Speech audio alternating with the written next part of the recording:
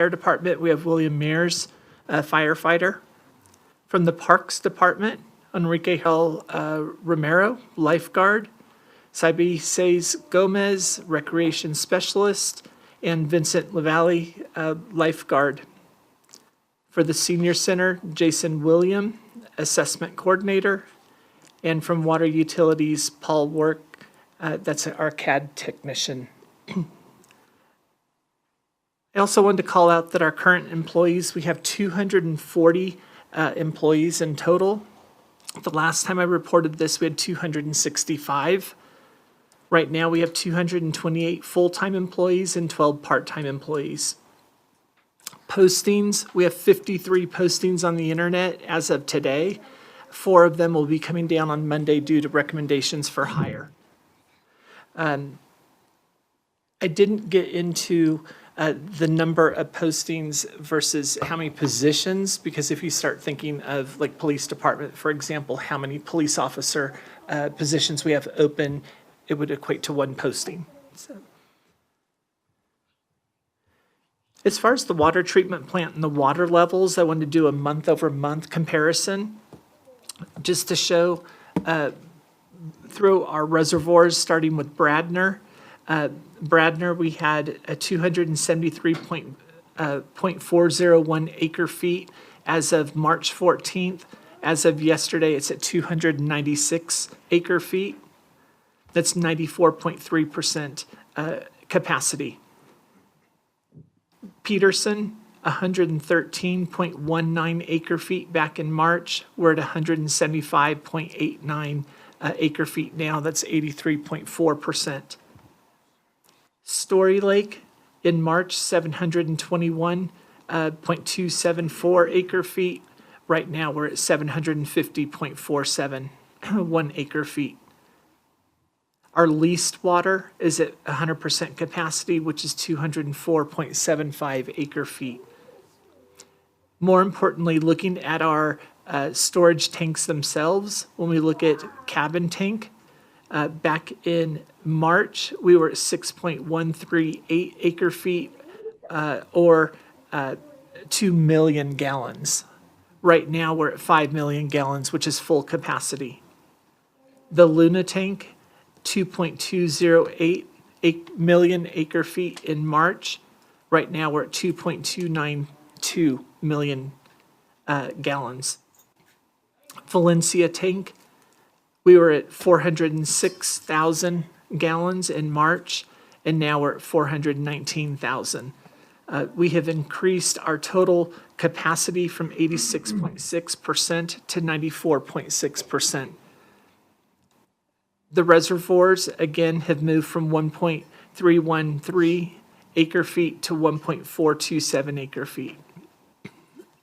We're pulling from the Guyanus based on the rotation schedule from the acequias. And then when we're not pulling off the Guyanus, we're pulling off Bradner. We're producing an average of 1.1 million gallons a day. We're not currently using Taylor wells because our Valencia tank is almost at full capacity, and to turn the wells on and pump it over for a short period of time is not going to be beneficial. But we did use the wells back about 2-3 weeks ago, and were successful pulling water out. We had good water. It had all been approved through the bureaus. So I also wanted to give an update as far as the water investigation update. I promised that we would be bringing that forward. The investigator has added an additional staff member to help go through it because it's pretty comprehensive. At this point, all of the original written statements have been provided over to the investigators, which is an external attorney.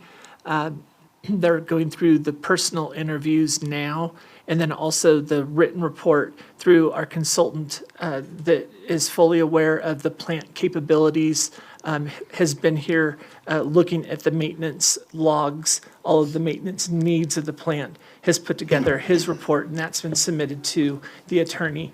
I gave the deadline of April 30th to have the report done so I can bring that into the first May council session. So it is actively moving forward, okay?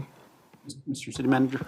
Yes. On that topic, because I know that's of concern to the community quite a bit, do you have an estimated time of when we would have that finalized? By My next goal is to meeting? bring it to the first May council session. Okay. And so inform the investigator or the attorney that need to be completed by April 30th so that we can get it submitted into the agenda. Councilor Casey? Good. I don't know if I missed it at an earlier presentation, but what is being investigated? Is it something that happened? Is it people? Is it paperwork? What's being investigated exactly so that people know? Absolutely. So it's a very holistic review, looking at all of the decisions that were made during the time of the crisis. What were the triggers to cause a decision or to cause an action? If I'm just throwing these out, these are not findings, but if it were water leak versus decision based on chemical dosage versus a decision maybe to shut the plant down out of concern of introducing poor water into the water tanks. It's a full gamut. And so we felt that was necessary because we don't know the answer of how much maintenance issue is a problem, meaning do we need more maintenance, more repairs to the water treatment plant itself, or were there maintenance problems that caused the water reserves to go down? Was it leak? Was it decision-making? Again, we're looking at a very holistic approach. And so that's why it's taking quite a bit of time and so many different resources to get to that answer. The main thing is making sure that does not happen again. So, does that help answer? Yeah. Can I make a quick suggestion while I'm still? Is there any way that we can get this report to us? I can't see this. I know that people out in the audience can't see that. It's too little. Can you get it to us at least maybe before the meeting so that we can take a look at it? Yes, and that was my goal. That's why I put the April 30th deadline. It doesn't grow up on the screen, I apologize. It's big on my side. So sorry. You don't need to see it. You wrote it. We need to see it.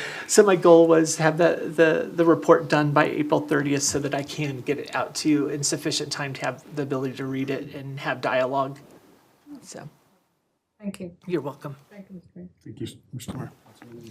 Mr. City Manager, is that part of that investigation also as to who gave direction to MT Peterson? No, No. we didn't put it, I didn't put that as part of it. I think that needs to be documented. I agree with that. That's a question that's come up many times.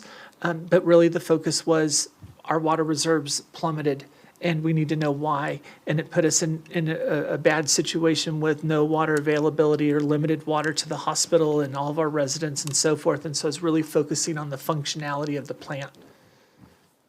Thank you, Mr. Mayor. So just to be clear, I know he's bringing up the June incident. You're talking about this investigation is a February incident. At the February Okay. incident. Thank you. Correct. That's correct. Thank you. So let me go ahead and move over to our departments and things that are going on, because there's a lot of things going on, and this is not all inclusive in any capacity, but I felt it was important to bring up what is relevant for this time of year with all the events that are starting to happen. I was hoping that the presentation might answer some questions. So for the Abe Montoya Recreation Center, again, the pool is open, has been operational since the water boil was lifted. The fitness center is averaging 150 to 200 people per day using the weight room and the gymnasium. And an emergency PO was issued due to the wind damage requiring roof patchwork to be done. So the RFP is being published also for the full roof repair. I just wanted to call that out, that we had the high winds. It caused damage to the roof. We had to jump in with an emergency PO to get that repaired.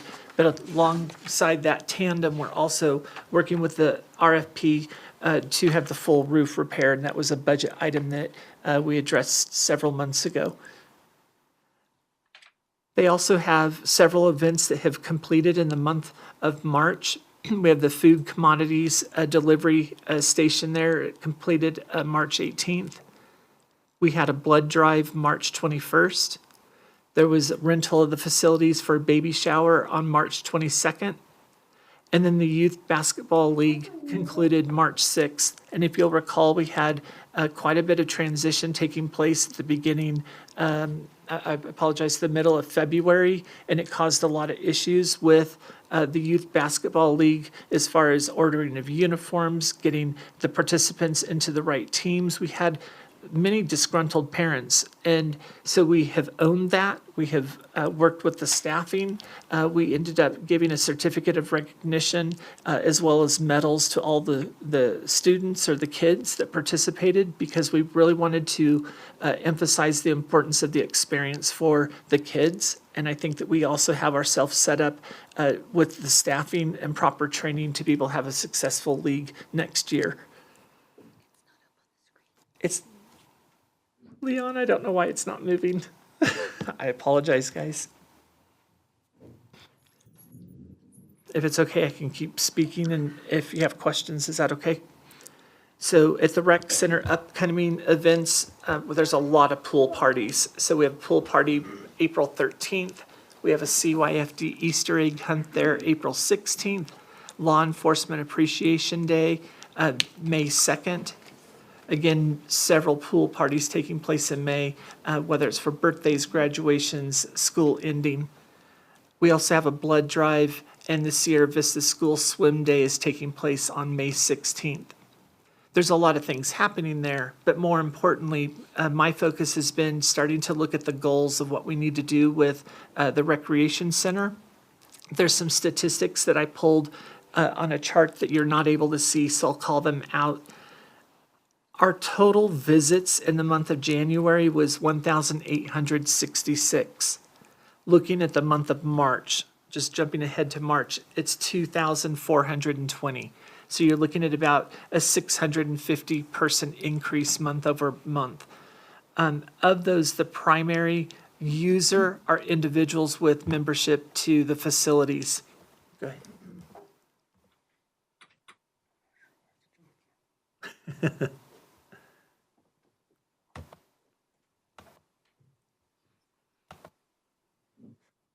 Thank you. Let's see what happens next. All right. So that chart on the right is what I'm referring to, and that's where the total participation increased from 1,866 in January to March being 2,420. I did want to call out that the majority of the users are the individual punch pass, as we call it, or the family passes. We do also monitor how many Las Vegas employees use the facility, how many come in just to rent the courts, and then also retirees. Where I am trying to head with our data is to get us to the point, and this is under the goals, but reviewing data for age brackets, because I need to make sure that the recreation center is addressing youth, young adults, adults, and seniors. And so that's why I'm headed that direction of looking at the population and what are people coming to use. And from there, we can also look at our fees and review the fees. So for example, a day pass is either $3 or $3.50 to come use the facility. If we go to other cities, we found them as high as $25 a day. By no means am I saying we should charge $25 a day, but we need to look at our fees because the rec center is funded by our general funds. We supplement that funding. But if we have an opportunity to have additional events, or if there's a need to address different age groups, then I want to make sure we address that. Councilor Casey? I'm sorry to ask another question. I have received phone calls from persons that tell me that city employees have to pay to use the rec center, specifically the police department, and they want to know why. They were never charged before, but they are now. And so a lot of them have gone to privately owned, exercise facilities. Okay, and that's new to me because it's supposed to be a benefit for employment with the city. And we even go so far as offering, I believe it's up to 2 hours a week to go to the facility to use it for like an extended lunchtime or alternative schedule to be able to use this facility. So I'll definitely jump into that and find out why. Thank you very much. It changed. Okay, the next one I wanted to talk about was the Rough Rider Memorial Collection. I don't know if you've been into the museum lately, but both in the front and the back of the building, we have replaced the sidewalks and repaired the steps. I've provided a few pictures there just to show the new concrete. I think it looks really good. In March, the museum yielded 105 visitors. The breakdown is 20 individuals from Las Vegas, 15 from the state of New Mexico, 68 from out of state, and 2 from out of country. The visitation is increasing, and also we have managed to open a museum on Mondays now, so we're open more often. We're also trying to publicize the museum more by putting balloons outside and signage to show that we are actually open. Facebook advertisement. The gallery updates are complete. The flooring updates are almost complete. There were some repairs that need to be done under warranty, and so that's why it's not actually complete. And then the Friends of the Museum have met. Their last meeting was March 18th. So the museum is a real draw. I talk about this as an important thing because post-fire, we're re-identifying all of the options of what we can do in Las Vegas. And so this is a real opportunity for us to continue building up. And the staff are doing an amazing job there. And so if you get a chance to go by, the displays are all different and they look amazing. They're impeccable. Carnegie Library is another one of those items in Las Vegas we need to celebrate. In the library, opened with 215 visitors in the month of March, 1,570 year-to-date. There were 82 walk-in patrons, 5,488 year-to-date. There were 389 internet users, 1,784 for the year. Wi-Fi users, 57, 518 year-to-date. We were closed 2.5 days in the month of March. That was March 27th and March 31st, and that is because of staffing levels. We have 2 staff individuals working there. We've had FMLA issues and people taking vacation time. And so when you have 2 people, it's just difficult because we need to pull the director over also to man the library. Library maintenance is several things that we are looking at. We're going through the PO process for the roof completion. There's an RFB out there for the whole roof. They've been done. We've talked about that several times, and it's been a pretty slow process, but we're on track now to get that up and running, and there's no risk of reverting the grant monies. Also, the front rails, those need straps. They need welding work done, so that's something that we're looking into. There's exterior paint needed to the building. There's interior plaster work that needs to be done. There's drainage issues outside that are impacting the foundation. The parking lot needs to be resurfaced and paint put down. And again, there's been several staffing issues that have impacted the operations there, but I think we've sustained pretty well with only 2.5 days being closed in March. I also wanted to call out progress that we're making working with the municipal courts. I want to call out their mission is to treat all persons with fairness, dignity, and respect. I've listed their calendar here, but basically Mondays are non-attorney and attorney trial dates.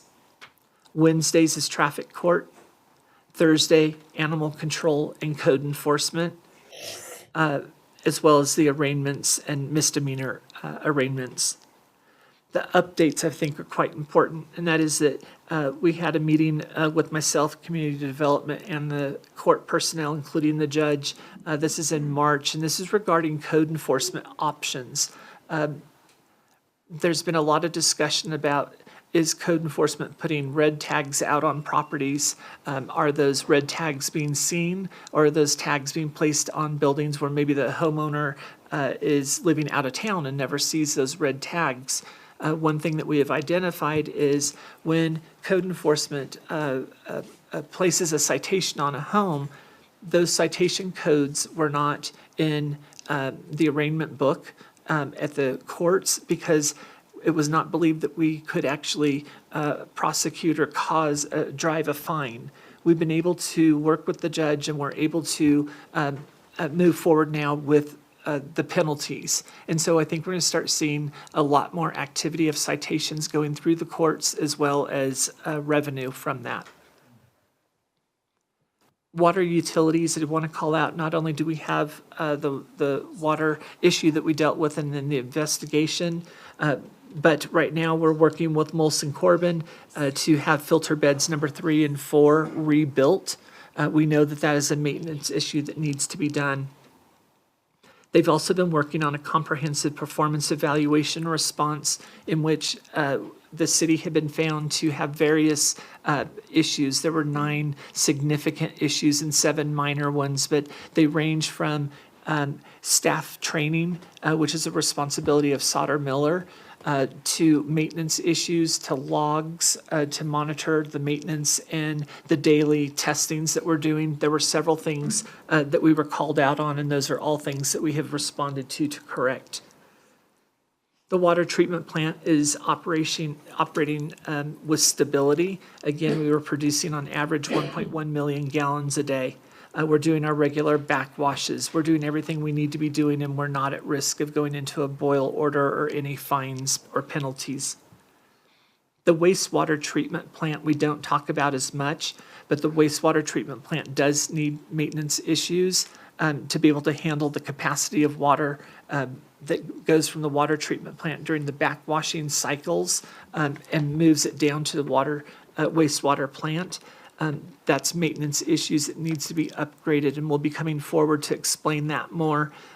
We're putting together a short-term and a long-term project listing that relates to the entire water system, not just water treatment plant, not wastewater, but also distribution.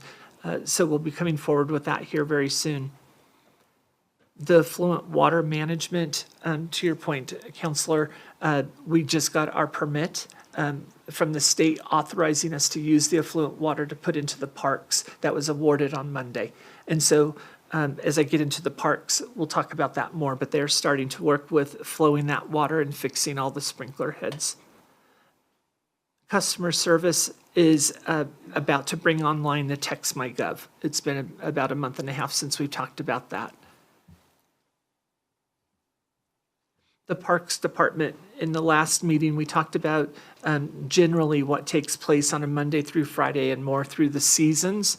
To me, that it's not sufficient enough to assess where there's room for improvement or where is their focus. So again, I'm calling out that the effluent water permit has been granted as of Monday. Right now, they're working in Keys Park, preparing for the softball leagues. They're looking at all of the irrigation pipelines for leaks. They're also replacing any of the sprinkler heads so that we can get these parks greened up and they're usable for the leagues. Rodriguez Park and then all the major parks will be coming right after. I also wanted to call out that the parks team is going to an Earth Day celebration at New Mexico Highlands to recognize the city of Las Vegas for 26 years of collaboration with various entities. In our environmental efforts. We work with the tree board, we work with New Mexico Highlands, we work with a lot of different entities for tree replacement, tree trimming, and environmental aspects. And so we're celebrating our 26th year of recognition by the Arbor Day Foundation. The other thing is I have requested that on every Friday I get updates on the daily efforts that are taking place at the parks for the prior week, so I know exactly which parks they've gone to, what jobs have they worked on, and then looking forward, what are the plans for the following week, and what issues do we have out there. I feel we need more detail on that rather than a seasonal chart. Councilor Montoya brought up earlier the solid waste department. We did go out there on Tuesday. It was spoken of in the last council session.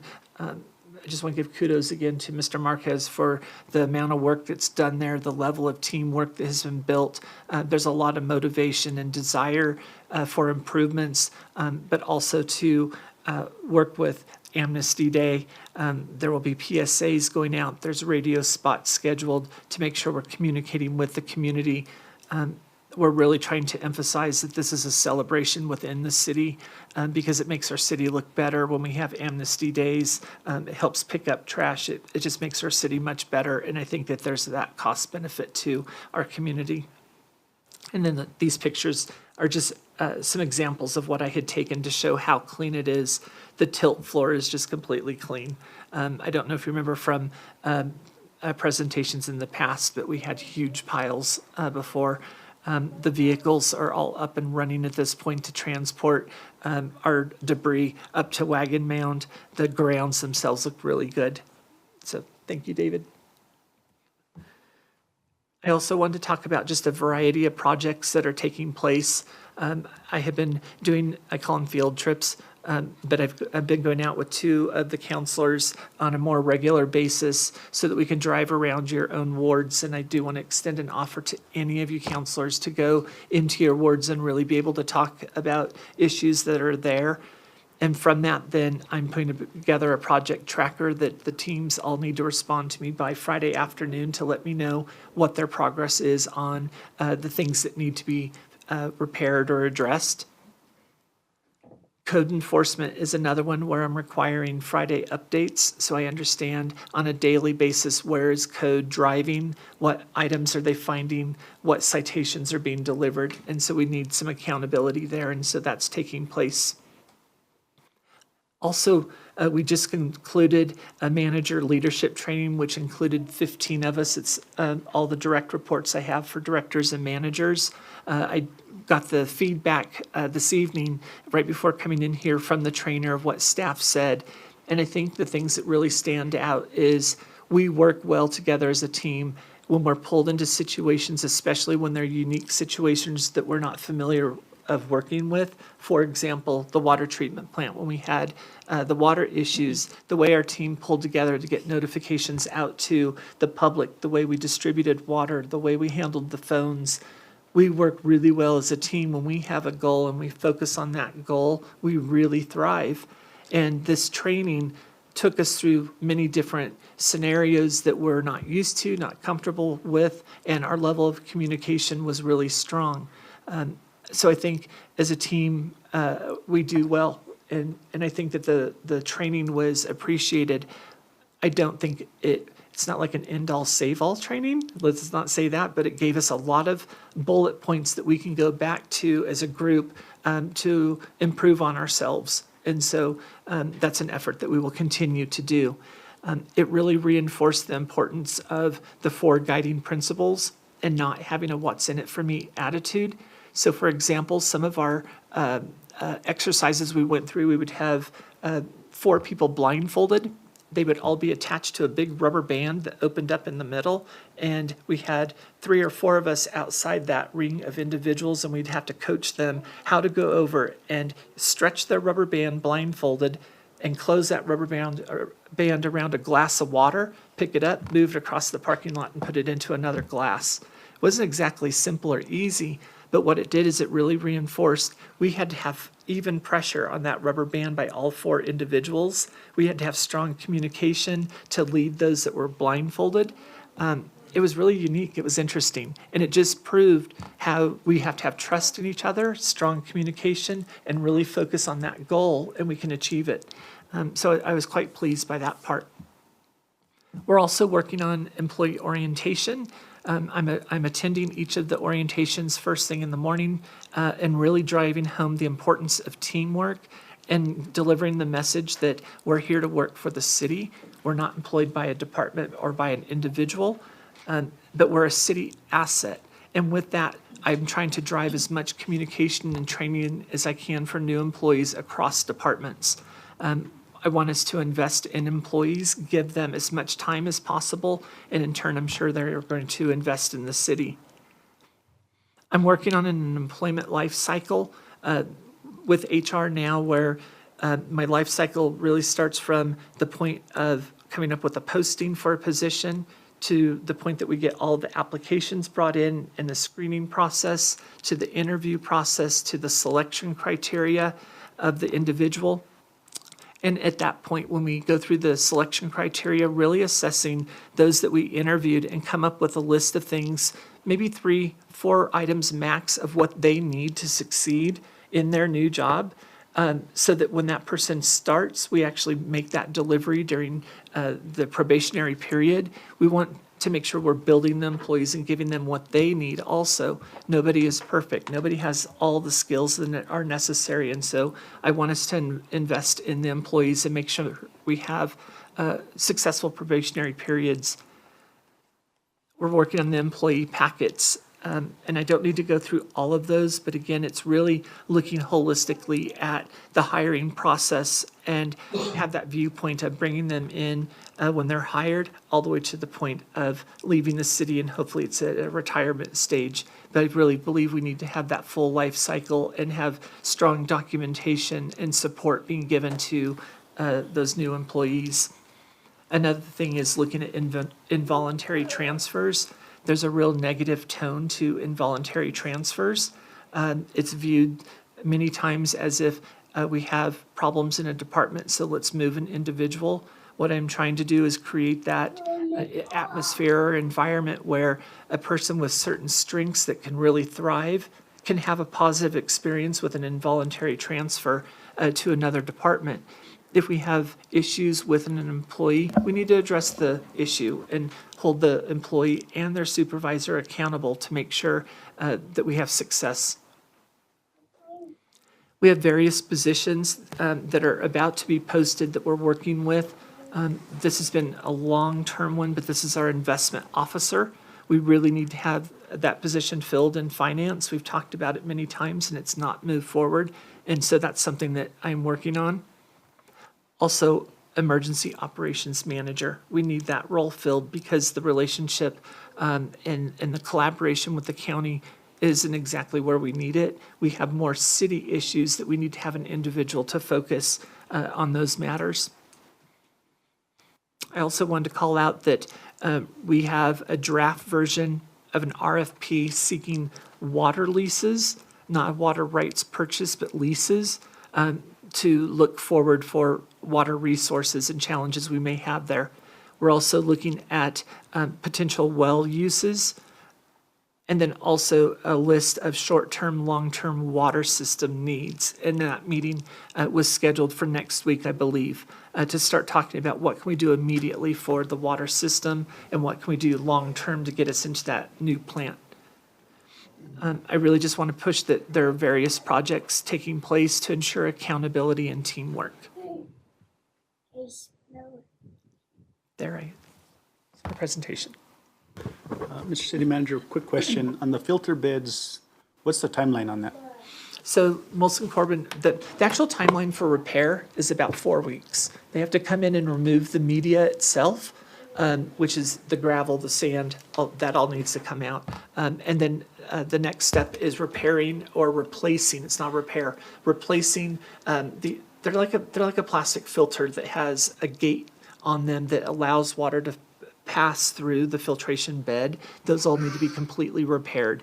So to the best of my knowledge, they're getting close to being able to come and deploy and start. I believe that's within like a 2-week time frame. So I don't have an exact date, and it will be about a month's time frame to have them completely operational and the bacteria levels grown so that the filtration bed is ready to go online. We're starting with filtration bed number 3. That's the one that has given us the most problems. Number 4 was starting to show similar issues, and we voluntarily shut it down. So beds 3 and 4 are down right now, and we're relying on 1 and 2. Again, we're still producing 1.1 million gallons of water a day, but that puts additional pressure on filter beds 1 and 2. So once we get through 3 and 4, that'll allow us to assess where we are with 1 and 2, and can we do the same thing for those? There's a lot of questions about what's the new water treatment plant? When are we going to get that? By getting through beds 3 and 4 repaired now, that will allow us to continue producing water and observe beds 1 and 2, puts us in a position then to continue producing water if we build an entirely new plant, or we assess, is this current plant with the new filtration system acceptable? Is that the new plant? And so we're working through that. So do we have a timeline, 1 month, 2 months? So I think we're looking at about a month to a month and a half for filtration beds 3 and 4. And then we'll move over to 1 and 2, and that would be an additional month's time. Because once they're here, they'll be here. A stronger push that needs to be done to get Molson Corbin to get started, or I just want to make sure that we're ready for monsoon season. Right. And we're not just stuck with 2 Right? filter beds. I can certainly add pressure. Thank you. So. Counselor. Mr. Mayor, thank you, Mr. Mayor. Mr. City Manager, Mayor and Council gave direction on, and funding on replacing all fire hydrants in the city of Las Vegas and surrounding areas to be replaced. How many have been replaced so far? None, sir. And at this point right now, I do not have a dollar amount provided to me of what the replacement needs would actually be. And so that's a conversation that needs to be continued so I can come forward with a dollar amount. Okay. And do you foresee that in the next month? I think we can get that answer in on May. Okay. And, yeah, I was also concerned with the mayor's request also, you know, on the water treatment plant, plan and design, where we're at. If you could give us a report on that, next council meeting, next month, and also on the, status of the dam. Okay. Where we're at that, if we're being held up or what's going on there. Okay. Because, those projects really gotta get going. I can bring that forward. We have been having discussions with the Environmental Bureau regarding the dam, also the state engineer's office. Pressure needs to be placed on engineer's office to get the permitting to go through. The design of the dam itself, I would say, is about 90 to 95% complete, but there's still a review of what is the impact of that dam going to have on the environment or the hillsides around, and we need to have all the approvals behind the design. And so, but I can bring a better update on that. Lastly, on that thing, on that issue, on that item is, have you met the new state engineer? No, sir. Okay, I recommend that, you know, you give him a call and set an appointment to see her and take mayor and one of the councils with you or somebody with you if you want, just to bring her up to date on our situation and where we're at and where we're headed and all that kind of stuff. Because she's new and she's probably new to New Mexico, I don't know. But it'd be nice to bring her up to date on a lot of the stuff on our side versus just what the engineers are telling her. So, thank you. Thank you, Mr. Mayor. Thank you. Mr. Mayor. Mr. City Manager, on this report that you have, I can see some of the wording, but it's real small. Can you put that on paper for us? Yes. Thank you. Councilman Martinez. Yes, Mr. Mayor, thank you. In reference to economic development, is there a push so that we can try to get a director in there? Or that direction so that we can cover those angles of FEMA as well? I know that economic development has been a big impact on our community because of it, you know, the fires. So that's, I'm just trying to see where we can go with that. So, so that's twofold. As far as the FEMA side is concerned, we have put in a claim, basically calling out that with the change of our environment here because of the fire, we're not as much of a camping, hiking, fishing environment, and that we need to relabel ourselves to demonstrate that we have a lot of great restaurants, historic buildings, we have activities here, and that's one of the reasons I was trying to outline or push more of our efforts that are going towards museum, the rec center, library, things that we can offer as a city that we do have in place. And so that claim with FEMA has been put in, and I apologize, I don't have the dollar amount on that, but that has been put in as an issue. As far as the Economic Development Director, I believe that's a position I'm going to need to add to the organizational chart. I don't believe that is on the chart, but I'll have to confirm that. But I agree, that's a focus that we need to have. Thank you. That's it. Mr. Counselor, that's one of the discussion items that the city manager and I have had. And I think, you know, moving forward, that's something that I hope this governing body can support because we do have businesses that are closing, and I think based off of the way our community development department is built, I think we need one person that's directly working within economic development only. So that is something that we've discussed. Thank you. Thank you.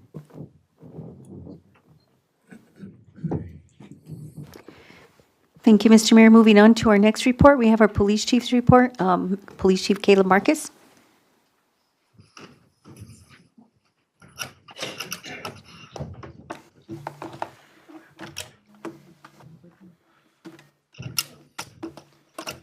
Good evening, Mayor, Council, Mr. Manager. It's going to be the Police Chief's report for the month of March. So our Field Operation Division issued 186 traffic citations, 1 non-traffic citation, 76 parking citation, 36 arrests, 39 animal control citations, 1 burglary, and we had a total of 1,507 calls for service in the month. Our communications answered a total calls for service of 1,777, 1,506 or 1,507 being police department, 238 fire department, 201 AMR, 98 animal control, 35 for city services, and 708 911 calls. Our animal care center had a beginning shelter count of 65 dogs, 10 cats, for a total of 75. We had our adoptions were 8 dogs, no cats. We had outgoing transfers of 35 dogs, 6 cats, for a total of 41. Return to owner was 6 dogs, 6 cats. The math on that one is off, sorry.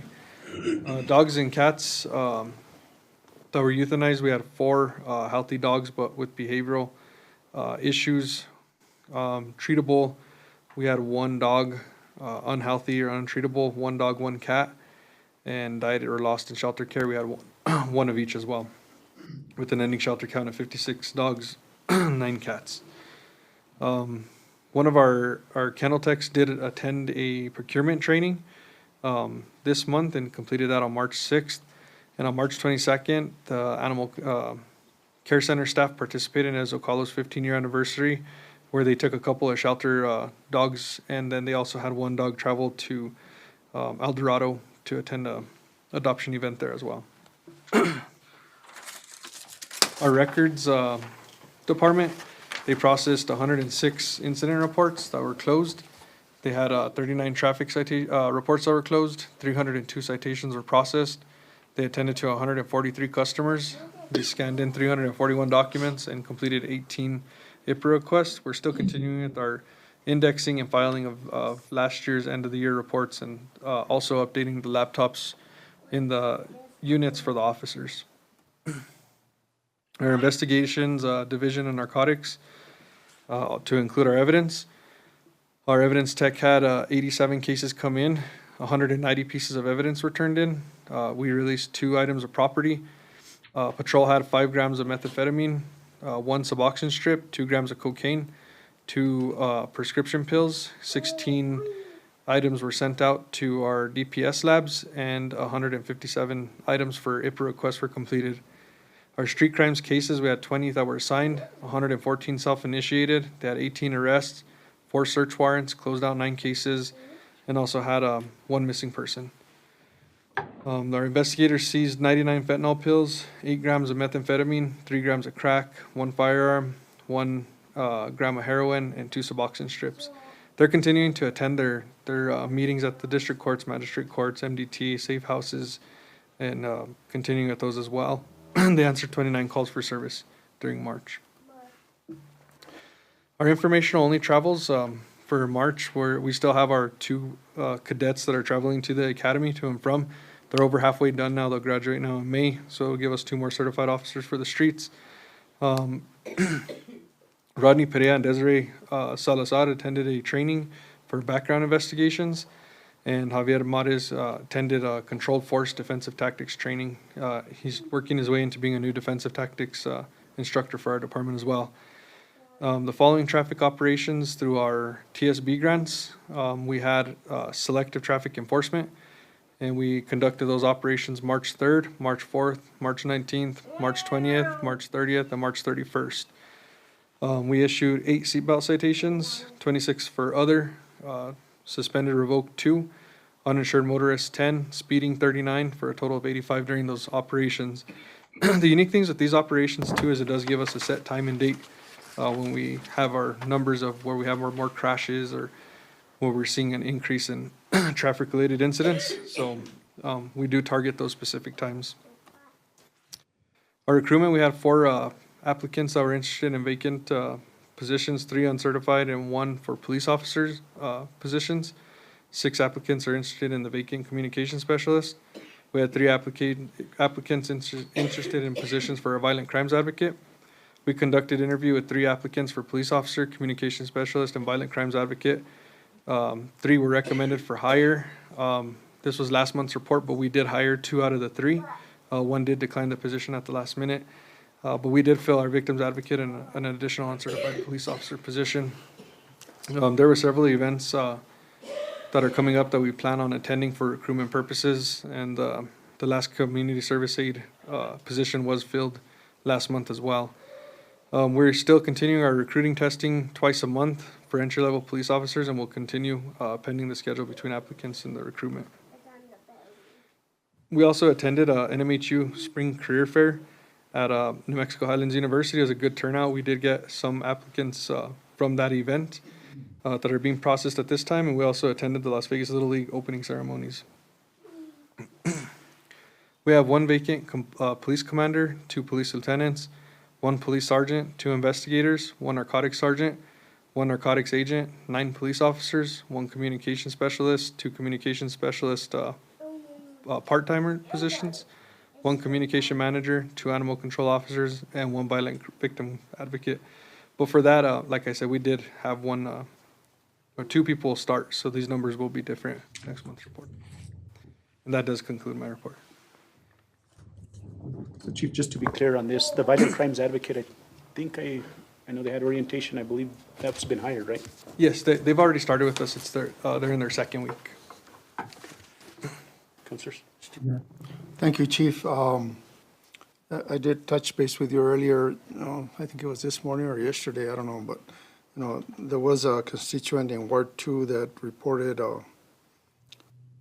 around the 400 block of South Pacific that there was 4 loose dogs, 2 females with 8 liter puppies each one. And that's not gonna help your count any, but, I don't know what can be done about that, if the owners, you can see where they're at, or if there's ownership to that or what, but the neighborhood around that area has been, they've been not being able to sleep at night and so forth because of the dogs going up and down. So I don't know. Hopefully that can be addressed. Thank you, Mr. Mayor. Thank you. Mr. Mayor, Councilman. Mr. Mayor, yes, thank you. Chief, thank you for the report. It was good. I just wanted to ask again, I know we've talked a little bit about it, about some boundaries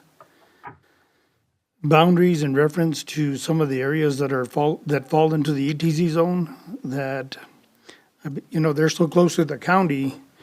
And I think response should always be at least accepted by, city police or, maybe worked out with the other agencies in our community so that those calls for service can be attended to. That's something maybe you could check with Sheriff's Department, or maybe some of the other entities, including even Highlands, I guess. But I just want to see that we can provide service to those individuals that are just right outside city limits, possibly in that ETZ zone. So I think those are real important parts of our community. Yes, sir. And actually, today we met with our Community Development Director, Lucas Marquez, and we sat down and talked about city boundary lines and moving forward, creating a clearer map of what we can do. And then we do intend on meeting with other agencies within our area to establish the response for those. Thank you, Chief. Yes, sir. But I believe the area that he's talking about falls within city limits right now, doesn't it? In South Commerce? Yeah, some of We the, get some clarification on that today. We actually went through the assessor's maps and house by house to make sure which ones are in and out of that boundary line. Thank you. Thank you, Chief. Thank you. Mr. Mayor. Our next item is our finance report. We have our Finance Director, Mr. Morris Madrid.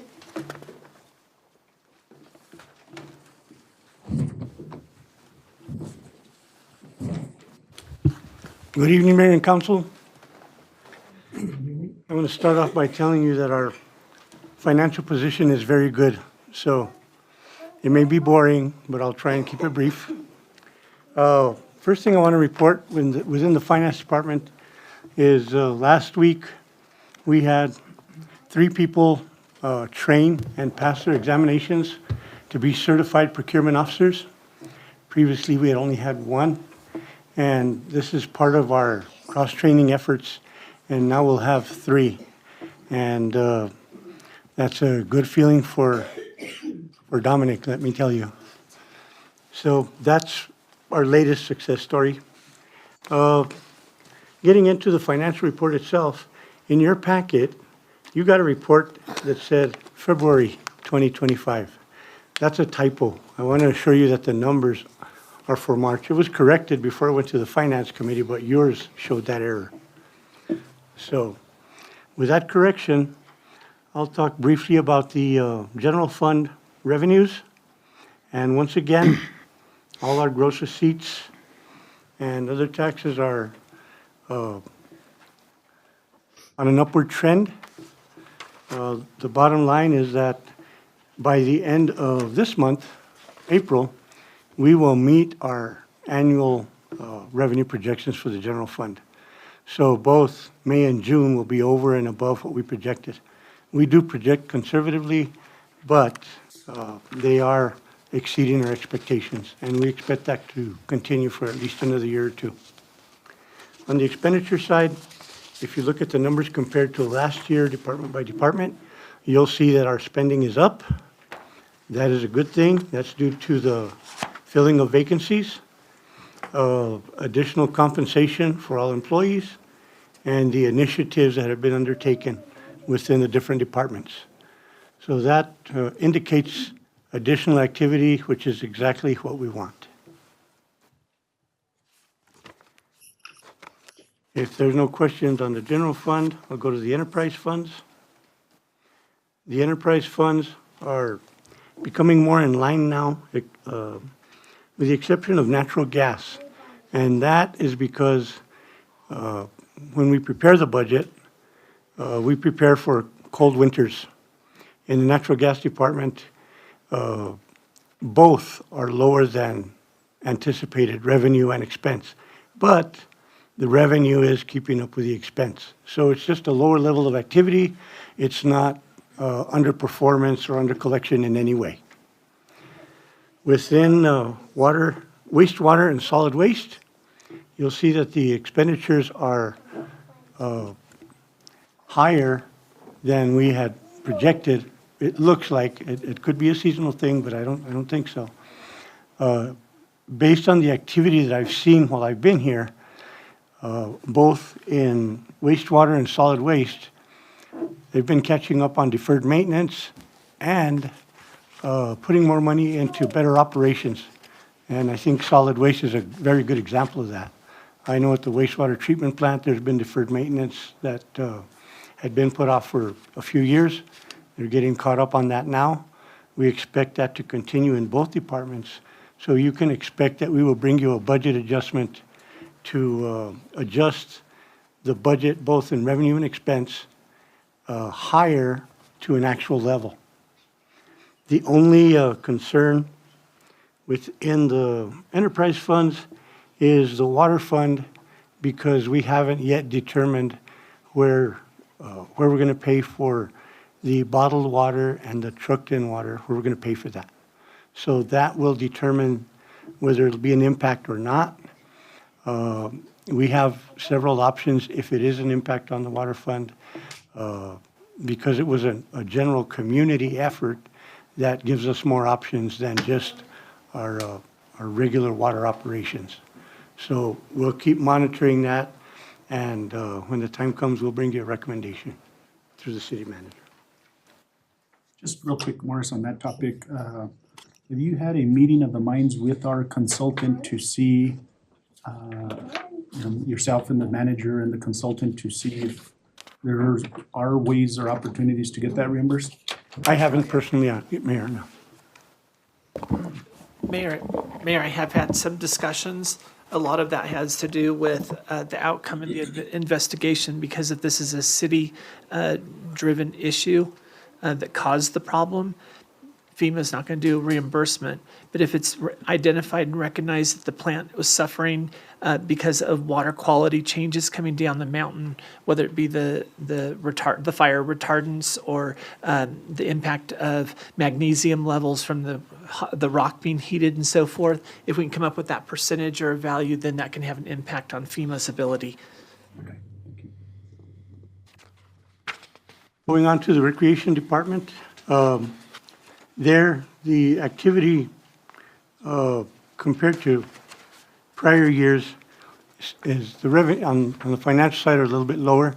As you heard in the manager's report, the activity is rising and the revenues are starting to trend upward again. And as the manager stated, the RFP has been released for the assessment and repair of the roof. So that is one thing that had been, we haven't had any expenditures yet, but we will. And this amount will be carried forward into next year's budget so that we can continue with that project.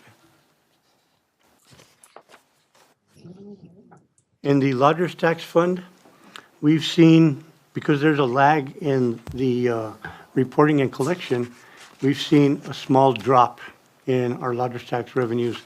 But January and February are normally the lowest collections anyway, so it's not a concern. They are still way ahead of past revenues. On the expenditure side, we've seen a big increase, and that again is a good thing, because Lodgers Tax is one of the taxes authorized by the state that reverts to the state if it's not spent within 2 years. So I think even though the governor had granted an exemption to that during COVID, I think we're out of that danger. Our spending has gone up sufficiently so we won't have to send back any money. And you can tell by the events that we've been having. And in regard to both the cannabis and opioid funds, those were a discussion and decision in our recent meeting. You won't see the expenditures in these funds yet because some of the ordering has taken place. They won't show up here till they're actually paid. So those funds are being used in the way that they've been designated.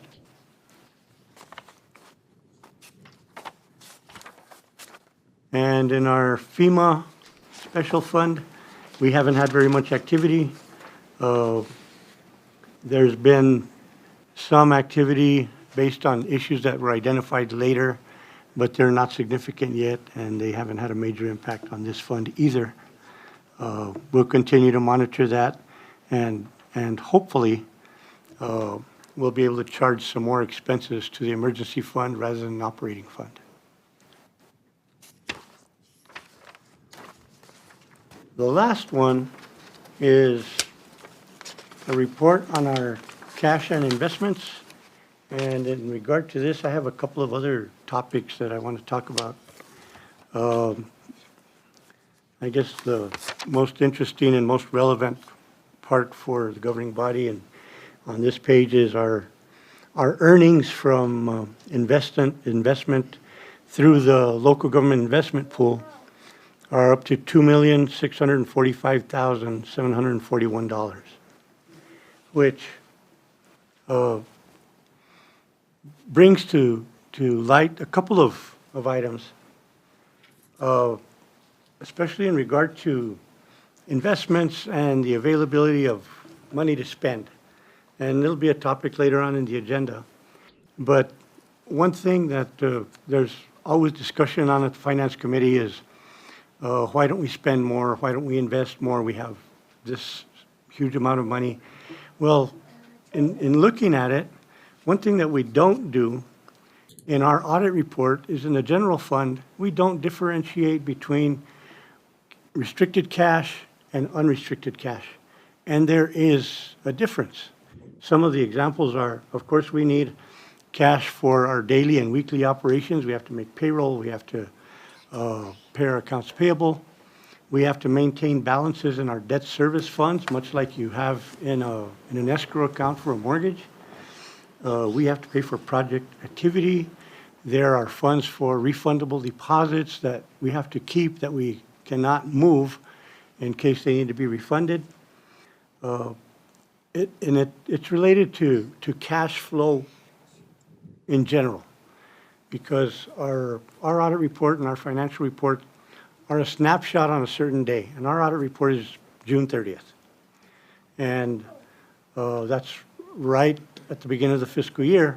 When we have cash flow cycles, one example that I'll give you that we noticed recently in our financial reports was our property taxes.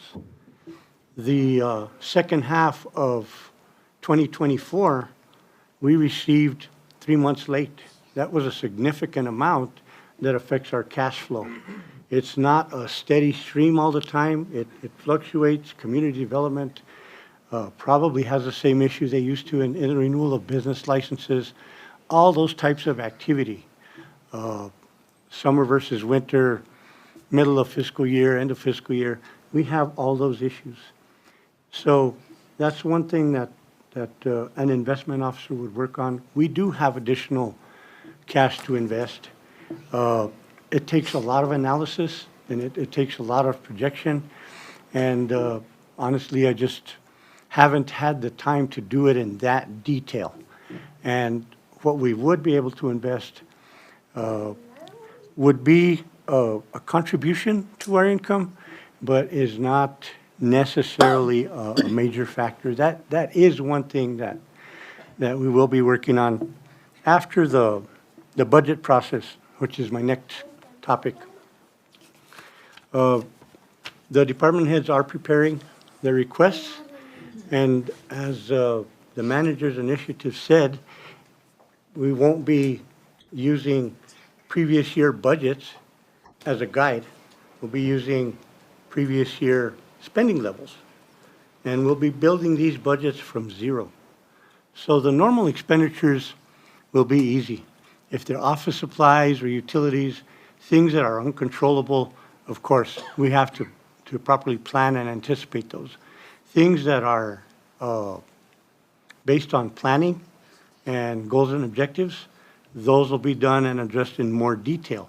What we want to achieve is a more realistic budget. It's going to take longer, it's going to be harder, but it's going to be more accurate.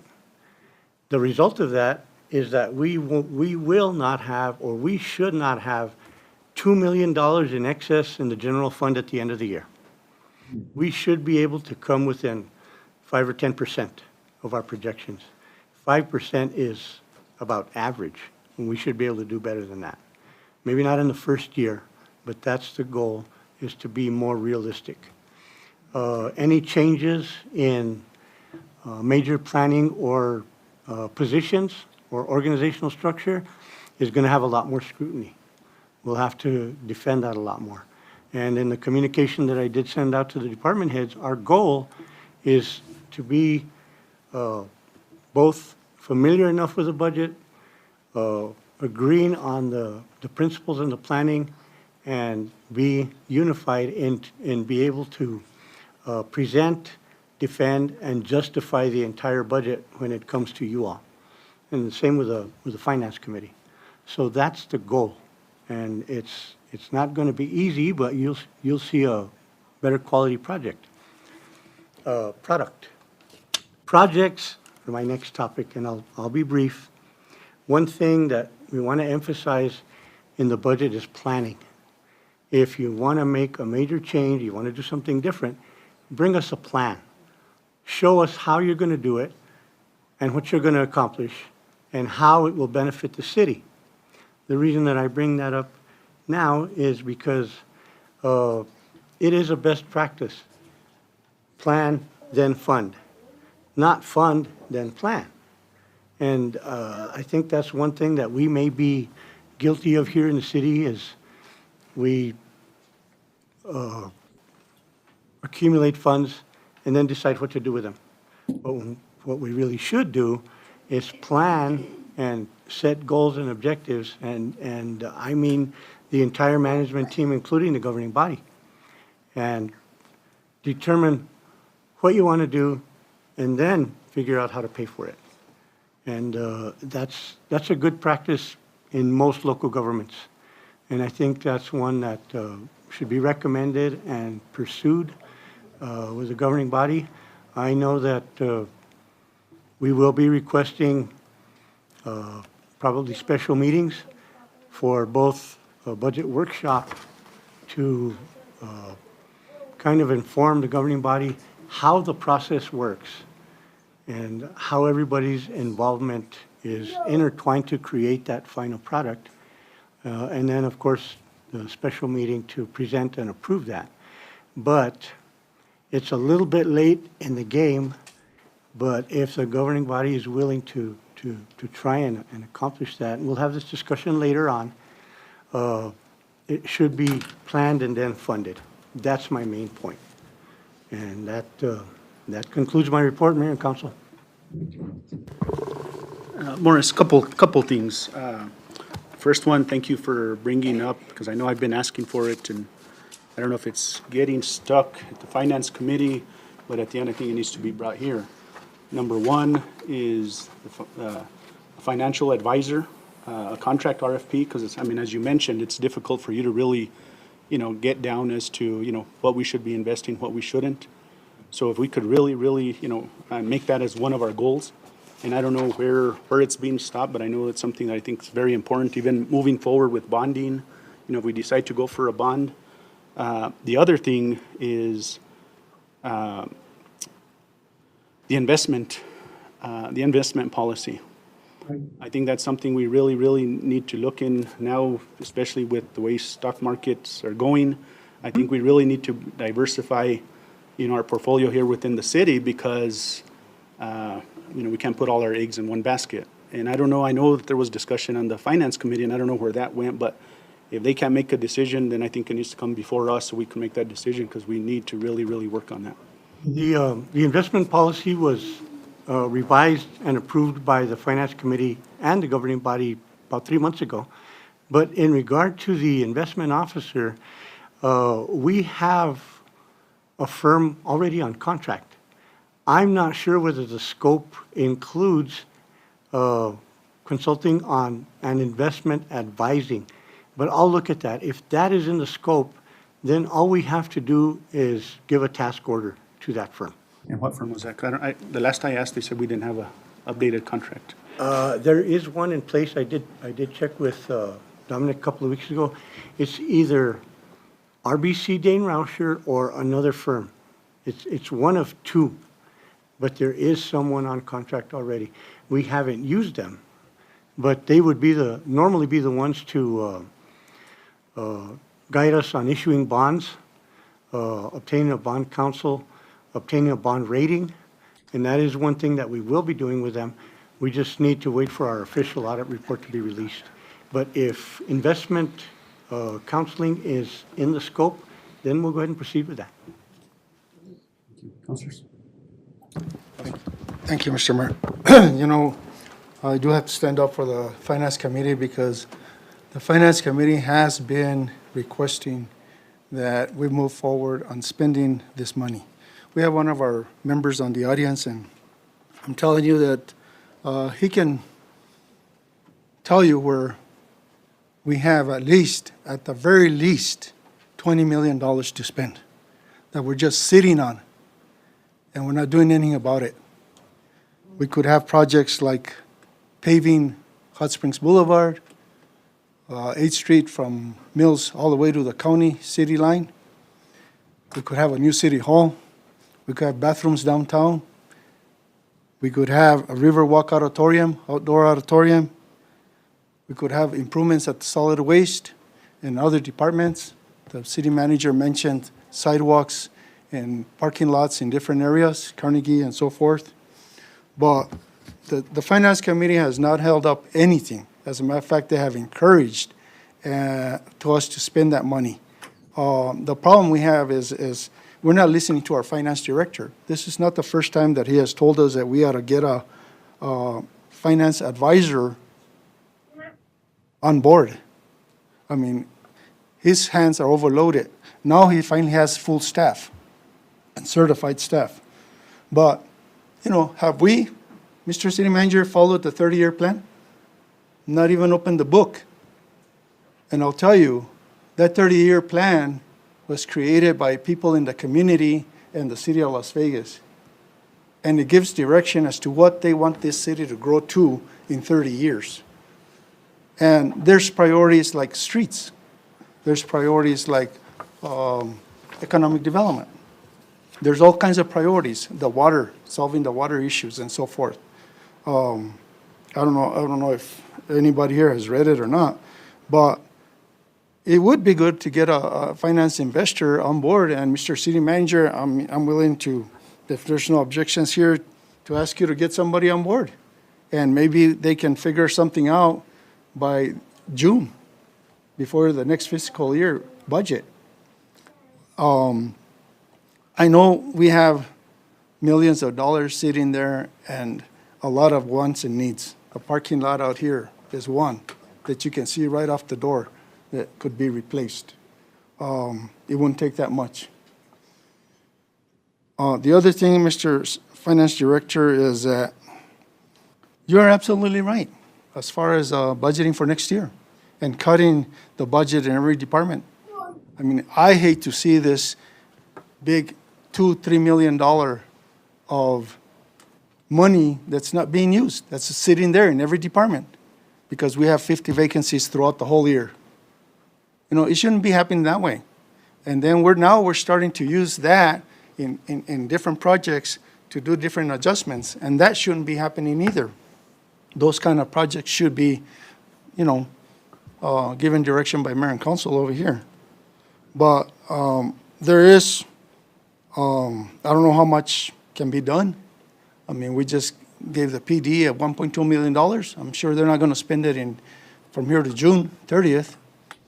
And that money, if it's not used, it's taken back by the state. So No, it stays in our reserves. It remains in our cash balance. that one doesn't anymore? Okay. No. Okay. No, I was because it under was the from the understanding- opioid fund, Okay, yeah. not from law enforcement protection. Okay. So, you know, I'm with you on board, and I think that we need to move forward and set priorities. We don't have no short-term, and we don't have no long-term goals. And we haven't been able to come to a conclusion on those. I mean, the best we've done is we allocated fundings and applications for Legion, Commerce, the Cristone, and sharing the funds through grants and so forth. But to spend this money, there's no reason why we shouldn't have a new city hall. There's no reason why that parking lot shouldn't be paved. There's no reason for a lot of other things. I just think that, I know, the city manager, you've been working on your 4 assessments on management and employees and so forth, and that's all good, because that's your job, and that's the direction that we need to go. But as far as the spending, I think we've done a poor job. I mean, I don't think we've ever been in this situation to where we have this much funding available, and the Finance Committee has been pushing, you can testify, Mr. Madrid, to spend this money and to invest it. One last concern that I did have on your financial report was the 1/4% tax that we passed 20 years ago for the rec center. When's that due, and is it done, is it due before, is it paid off, that loan, before November? It matures late this year, and there is going to be money left over. What we need to research is the exact language that was placed on the ballot and is in the funding document for that loan, and it was through the bonds sold by the NMFA. What can we do with that residual funding? Okay. And should we consider renewing that tax for a different project? because it wouldn't be an increase, it would just be the maintenance of the same tax. Thank you. And Mr. City Manager, can we get that information at our next meeting? So we can move forward with plenty of time and find out what needs to be done? If I can combine it with the finance reports in the second meeting of May. Okay. Yeah, this way, we're ahead of the ballgame and we know what we need to do and not wait till November, December. And if we have to reallocate it in November for the election or pass another one or continue that one, I mean, we ought to know what needs to be done. And That's- again, what we can use that money for, whatever amount it is. That item was on the ballot in either February or March of 2002. Yes. So that's where the documents are. Thank you. Thank you, Mr. Mayor. Counselor Casey? Go ahead. Counselor Casey? I just wanted to mention that we do have a 5-year plan, and I don't think anybody's even bothered to look at it. And within that plan is very specific language about things that need to be fixed in this community. And so I would strongly suggest that we review the 5-year plan and do what we can. If we have that much money, let's use it to address the issues in the 5-year plan. It should have been, I believe, reviewed and reworked and rewritten if we needed to last year in 2024. And so we're behind on that. So, pardon me? It's next year. The It's next RFP's year? been put out already, yes. Okay. It's for next year. Because we really do need to address those issues that were never addressed in that 5-year plan. I'm sure it's sitting in every office collecting dust, and nobody has taken a look at it and said, oh, we need to take care of this now that we have money, let's do this. And it's very comprehensive and it's very well-written, so I would really, really like to see that done. Thank you, Mr. Mayor. Thank you. Thank you, Mr. Mayor. Mr. Morris Madrida, there's a lot of funding that you have that's holding, that's in the bank or whatever you're doing. Are you having some kind of a meetings with the city manager because our streets, our King Street hasn't been done for ages. I mean, that's a bad street. Valencia. We still gotta start looking at, Mr. Manager, we gotta start looking at our streets that are really bad. The west side, the west side needs a lot of work. Not only the west side, the whole city, but I mean the west side, King Street and Valencia has. And with all that funding that we have, I don't know how many times we're getting with our manager and talking to him about what we can use that funding for. But I would wish that you guys would have some kind of discussion and see where you guys are at. Thank you.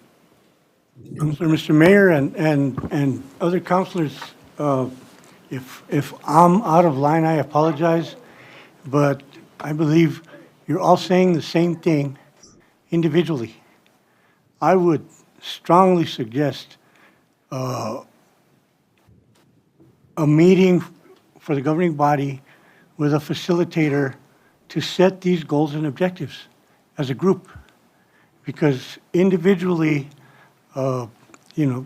first of all, it's the authority of individuals versus authority of the governing body. And you really, really should plan as a group, and especially just like the comprehensive plan works. And in regard to streets or city hall or convention center, new fire department, whatever, that is really the long-term solution, and it works all over the state. But until that happens, then we're going to keep operating on an as-needed basis. And we can do that in the finance department. It's like Councilor Montoya said, we do get a lot of push from the finance committee to get this money spent. And my response is always, well, I'd like to, but it's not up to the finance department how to spend it. It's not even entirely up to the manager how to spend it. It all falls back on the governing body. So I'd strongly suggest a method to do that, some way to achieve collaboration for the whole governing body. Thank you, Mr. Mayor. Mr. Mayor. Go ahead. Yes, Mr. Madrid, I think you're missing something, and I'm not sure if you're having meetings with our city manager to see where that money can be used. Because if it's taking that long to do it, and we're taking a long time to take care of what we have to take care of around the city, it's gotta be from our directors talking to our city manager, where they can use that money. And the thing is that if you hold on, and you're gonna hold on for a month, 2 months, and tell him, well, this money's here, and he doesn't know about it, or he doesn't know about it, but we need to take care of things. And the things that it comes from you, and you have meetings with our city manager twice a month. I don't know how many times you have it, but we need to take care of this stuff. Thank you. So Morris and Mr. City Manager, I think another important part that we really, and I think we've forgot about this part, it seems like we want to become dictators here and not get the public input. Because the word that I'm getting, there's 3 priorities within this community, and one is water. I mean, roads, yes, they're important, don't get me wrong, they're important. But the number one issue right now, I mean, we just had a grand opening, a groundbreaking at Crestone, $4.2 million. You know, people were saying, okay, well, what about the water? So number 1 is the water. Number 2 is public safety. I mean, we have the money, we have the money to talk the talk. Well, let's start paying these guys more, because I guarantee you we pay them more. Same thing with fire department, we pay them more. Those are the big priorities. I mean, believe me. So I think, and I don't know if we could do this, whether in, whether we have a public input meeting or some type of survey, but I think that's very important to see what our community wants. We could sit here and we could say, I want this road, I could want that road, but I'm telling you right now, the biggest concern within our community is the water. They want to make sure that the water needs to be addressed, and the next part is public safety. So, Councilor Martinez. Thank you, Mayor. Mr. Madrid, I just wanted to ask one question, and it was something that you mentioned back, a couple of meetings back, several meetings back probably. HUD, the housing that we pay for on an annual basis, that,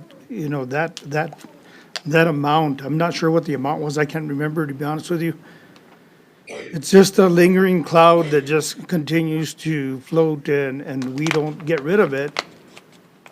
Will we ever get to a point where we can request more HUD housing? I'm not asking for it individually but I know it's a bill that we continue to have to address.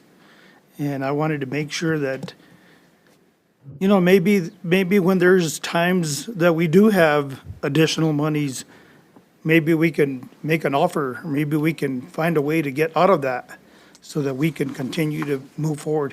That's, again, all the counselors have some good information, but the mayor's right. Our biggest priority is water, so we need to concentrate on that. But I don't want to forget the issues that we continue to pay for annually. Right. So, And that is budgeted annually, and I haven't seen that settlement agreement, but I'll look into it and see if early payoff is an option. Because if it would lift our restriction on public housing, then it may be worth it. Thank you. Councilors? I think it was like 3 million, wasn't it? If I can just say, I believe that what's owed still on the housing was close to a little over 3 million. So we do need to take care of that. Thank you. Thank you, Morris.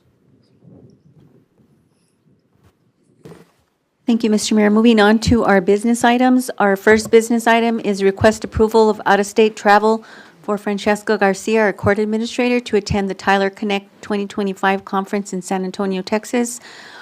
Judge Trujillo could not be here as he is out of town, so we have Francisca Garcia presenting. Hi, welcome. Hello, Mayor and Council. I'm here today to ask for permission to attend the Tyler Connect Conference in San Antonio, Texas. I'm hoping to learn about Municipal Code 9, our software program for the courts. It's every section of every department has different software, and they're not entirely related, but for our section, once they do away with the Microsoft Office, or they're not renewing their Microsoft Office licenses, we'll need to develop our correspondence within the system, and I'm hoping to learn how to do that at the conference. Councilors, I'll entertain a motion. Mr. Mayor, I move that we approve the out-of-state travel for Ms. Garcia, Court Administrator, to travel to San Antonio, Texas to get Trained on the Tyler Connect, Second. software. Motion by Counselor Casey, second by Councilman Olivari. Any discussion? Roll call. Counselor Montoya? Yes. Counselor Olivari? Yes. Counselor Martinez? Yes. Counselor Casey? yes. I have a motion by Counselor Casey, a second by Counselor Olivari. Thank you, Mr. Mayor. Motion carries. Thank you. Thank you, Mayor. And a lot. And make sure you go to the river walk. Moving on to our next item, conduct a public hearing and approval of ordinance number 2504, granting an amendment to the City of Las Vegas official zoning map from an R3 mixed residential zone to a C3 general commercial zone for property located at 835 South Pacific Street, Las Vegas, New Mexico, as requested by Toby Sanchez, owner. We have a Motion to enter a public hearing. Mr. Mayor, I move that we move into public hearing. Motion by Counselor Casey, second by Councilman Martinez. Roll call. Counselor Casey, Yes. Counselor Olivari, Counselor Montoya, Yes. Counselor Martinez. Yes. I have a motion by Counselor Casey, a second by Counselor Martinez. Thank you, Mr. Mayor. Motion carries. If I can have those of you who will be speaking on this item, if you can just raise your right hand while I swear you in. Under the penalties of perjury, do you swear that your testimony this evening is the whole truth and nothing but the truth? Thank you. And when you speak, if you'll please state your name for the record. Thank you.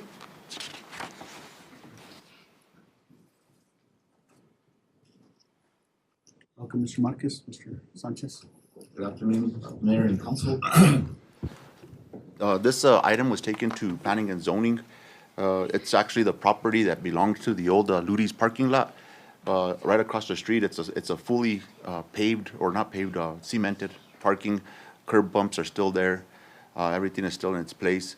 However, it was across the street, and for some reason, our zoning map has it as an R3. Mr. Sanchez purchased it with intentions of opening some storage sheds over there.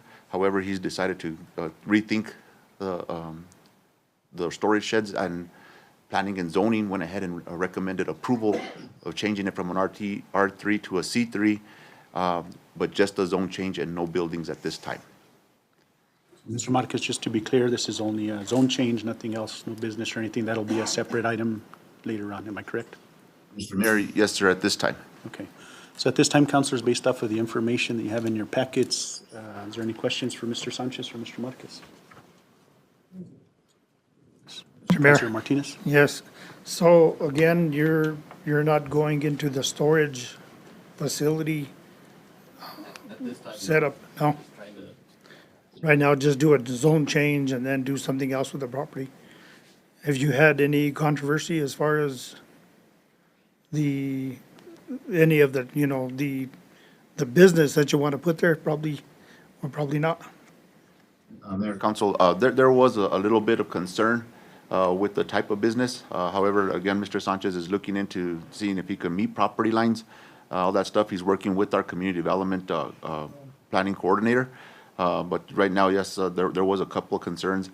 There were answered at the Planning and Zoning meeting. However, Planning and Zoning only wanted to permit the zone change and no buildings at this time. Okay, thank you. Thank you. Mr. Mayor, Councilman Olivari? Mr. Marquez, I'm looking here that Mr. Sanchez is planning to put a storage area there. Did he put an application, or is working on an application to do that? Not an application for the storages yet, sir, but an application for the zone change only, sir. And how about it states here that it's planning to put storage units. Toby Sanchez is looking to place storage units. Sir, again, That's involved in that or what? yes, sir. Again, we did take it forward with that anticipation. But again, the Planning and Zoning Board only allowed a zone change and no buildings at this time, sir. So he's got to go to planning and zoning, right?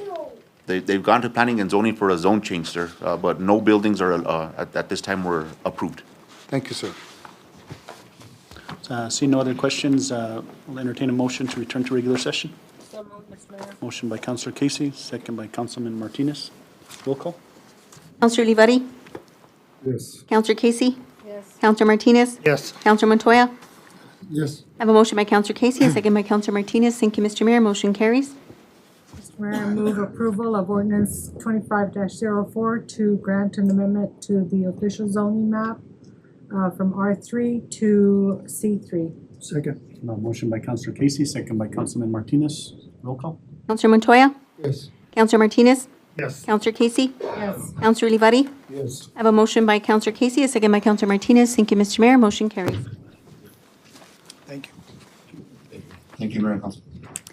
Moving on to our next item, request approval to award and enter into contract with Sunny 505, Carroll Strategies, and Cottonwood Advertising for RFP 2025-20 for on-call professional destination marketing. We have our Community Development Director, Mr. Lucas Marcus. Good afternoon, Mayor and Council. I know we have a long agenda, but I feel that I gotta let you guys know how we got to this point, and I want to make sure that I let you know, well, how we got here. We were getting closer and closer to the end of the contract with Sunny 505. However, they did have 3 addendums on there. Lodgers Tax Board had issues because they had never heard about the Sunny 505 issue prior, so they were coming straight to council with it. So I wanted to make sure that we followed the rules and got recommendations from Lodgers Tax, so we could go ahead and come forward to you guys and see what your thoughts and what your issues might be with the whole situation. However, it kept getting tabled on us because they wanted more information and more information and more information. Finally, on the fifth time, there was a new chair that was placed in, Mr. Elmer Martinez. He was able to get in here and straighten out the situation, and we were able to go ahead and secure for marketing some money in there. So by the time that happened, it was way over the contract time. I didn't feel it was proper to come forward and ask for an amendment on being so late. So I went ahead and put RFPs out to see what kind of bites we might get to come in and do some marketing for the city of Las Vegas. And, lo and behold, we wound up getting eight people that proposals for marketing. And I didn't have anything to do with the scoring. I put it all together and had the scoring done by a separate panel. And I feel that we picked the top 3. And the reason why I picked 3 is because if we need them to either run separate projects, or we feel one's better, working out better than the other, then we can always use that one, and I wouldn't have to go back to an RFP process and hold our city up in marketing. And that's how we wound up here. The top 3 that we had over here is Sunny 505, again, Carroll Strategies, and Cottonwood Advertising. And I'll entertain a motion at this time. Mr. Mayor, Martinez. I'll go ahead and move to approve to award and enter into contract with Sunny 505 Carroll Strategies and Cottonwood Advertising. A motion by Councilor Martinez. Do I have a second? Second. Second by Councilor Casey. Discussion? Yeah. Mr. City Manager, how many times did you meet with 501 or 505? I met with Sunny 505 probably a quarterly basis over the last year. Okay. I will say that the initial meetings with Sunny 505 I was not included in. And I don't know if that was just the timing of my coming in or not. And I remember us having a presentation here, and the focus really had to do a lot with fonts and colors and so forth. And enough said on that meeting. But in the last year, I feel that we have built a strong relationship with Sunny 505, and it's been good to see Mr. Marquez working with Dita. I feel that it's a good relationship, but I also support having 3 different contractors, much like our attorney services or other contracts that we have in place. One question, last question is, do you believe that we could hire staff and do it in-house? I think that we would run into challenges of having staff locally with the skill set to be able to be most modern with how best do we label our city, how do we advertise our city. So I have concern with that. Well, for $185,000 a year, seems to me that that's quite a bit of money for what we've gotten back in return. I think that we have 6 months left in our term here, and I don't know what the vision of the next governing body might look like. And I think I would be willing to leave it up to them and do something else for 6 months. within the city. Thank you, Mr. Mayor. Thank you, City Manager. Councilors?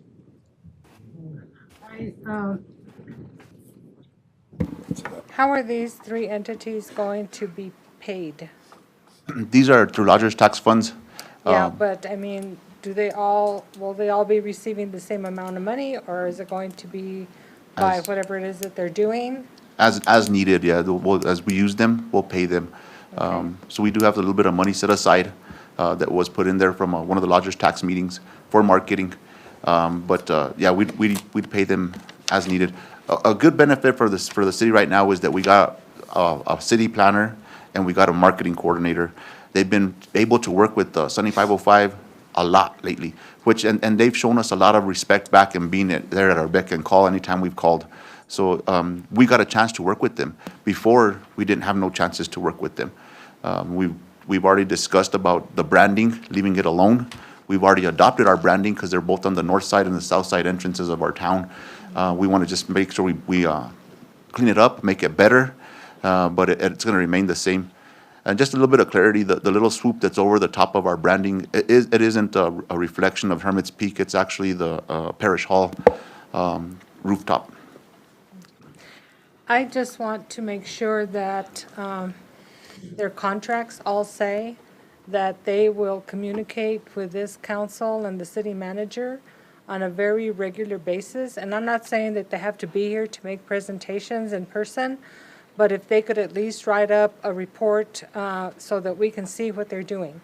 Because when we met with this one particular one that we were talking about, the main reason that we were talking about color and, you know, the font of letters and things like that was because we had not had any communication with them whatsoever.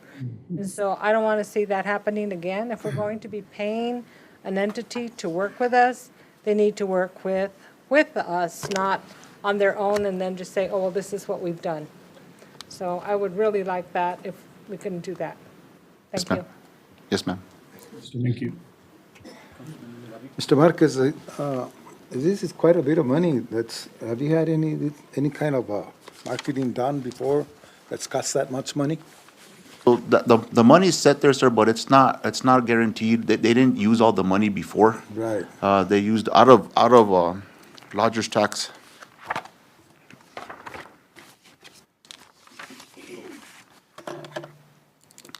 Out of lodgers tax, sir, they used a total of $58,695.55. So it's not, even though the money's there, it's not, you know, free for all, come and get it. It's there. It's as needed, and you know, we'll keep close eyes on it. I'm working very closely with finance. Morris keeps a close eye on us with our lodgers tax, with our finance issues, and you know, there's a lot of confidence in there with Morris behind us. Well, that's quite a bit of, I think it's quite a bit of, look at The this. grant. Oh, yeah, I'll talk You know, about It's that. it's a big old binder. Yes, sir. Just to look at every other page or something like that, you know, and spend that much money on it, you know, I don't know. I'm just kind of thinking of if he done any other kind of marketing like this, you know, so. You're correct also, sir. It's a lot of money. But last year, we also applied for a grant, and we were granted $300,000. So they also worked off of that grant with us, assisting us in marketing in other states like West Texas, Arizona, Colorado. Every time that there was, for example, we had to cancel our fiestas and we brought on the fall fiestas, they jumped in line right away and they got us over 10,000 views. So they're always assisting us with videos, pictures. Right now, we're, you know, my staff and you know, and city planner and our marketing coordinator are working on trying to bring back the trails and the hiking into our community with a bird watching event that we're trying to put together. And if we get approved over here, we're gonna have them assist us in that. Those are things that we need to try to get out there, and it's beneficial to the city to be out there and being marketed. Yeah, I understand that, but I'm just looking at the price and the rest of my councilmen that, you know, it's taking that much to take care of that, and it's just the marking part of it just takes a process, and it's a big old, it's a big old binder. Just to make a decision of something like this is very hard for me, sir. Thank you. Yes, sir. Lucas, just to just to make sure where we're at.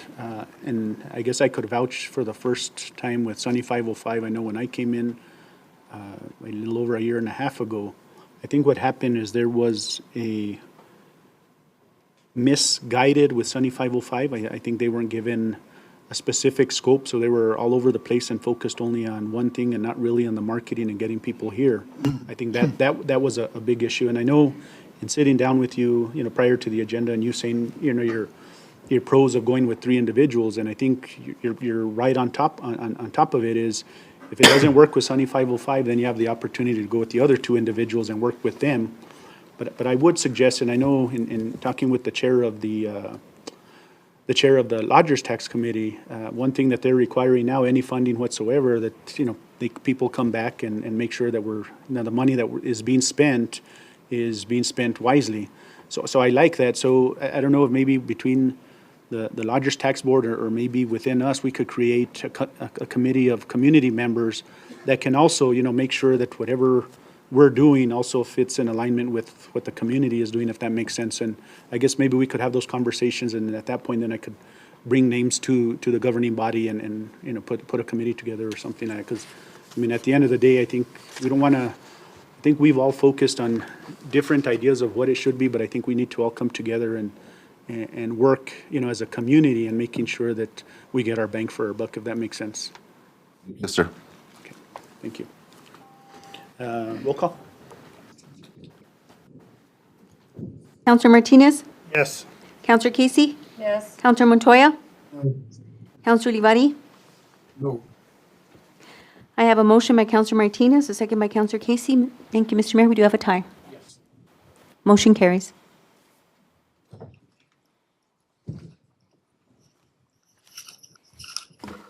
Moving on to our next item, request approval of City of Las Vegas Lodgers Tax funding for Little Las Vegas, New Mexico Media Marketing, the Greg Abate Jazz Performance in the amount of $5,250.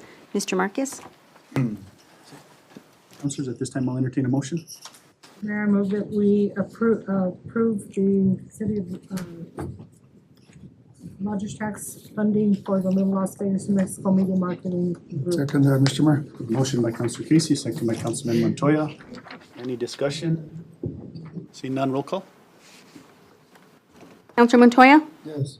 Counselor Casey? Yes. Counselor Olivari?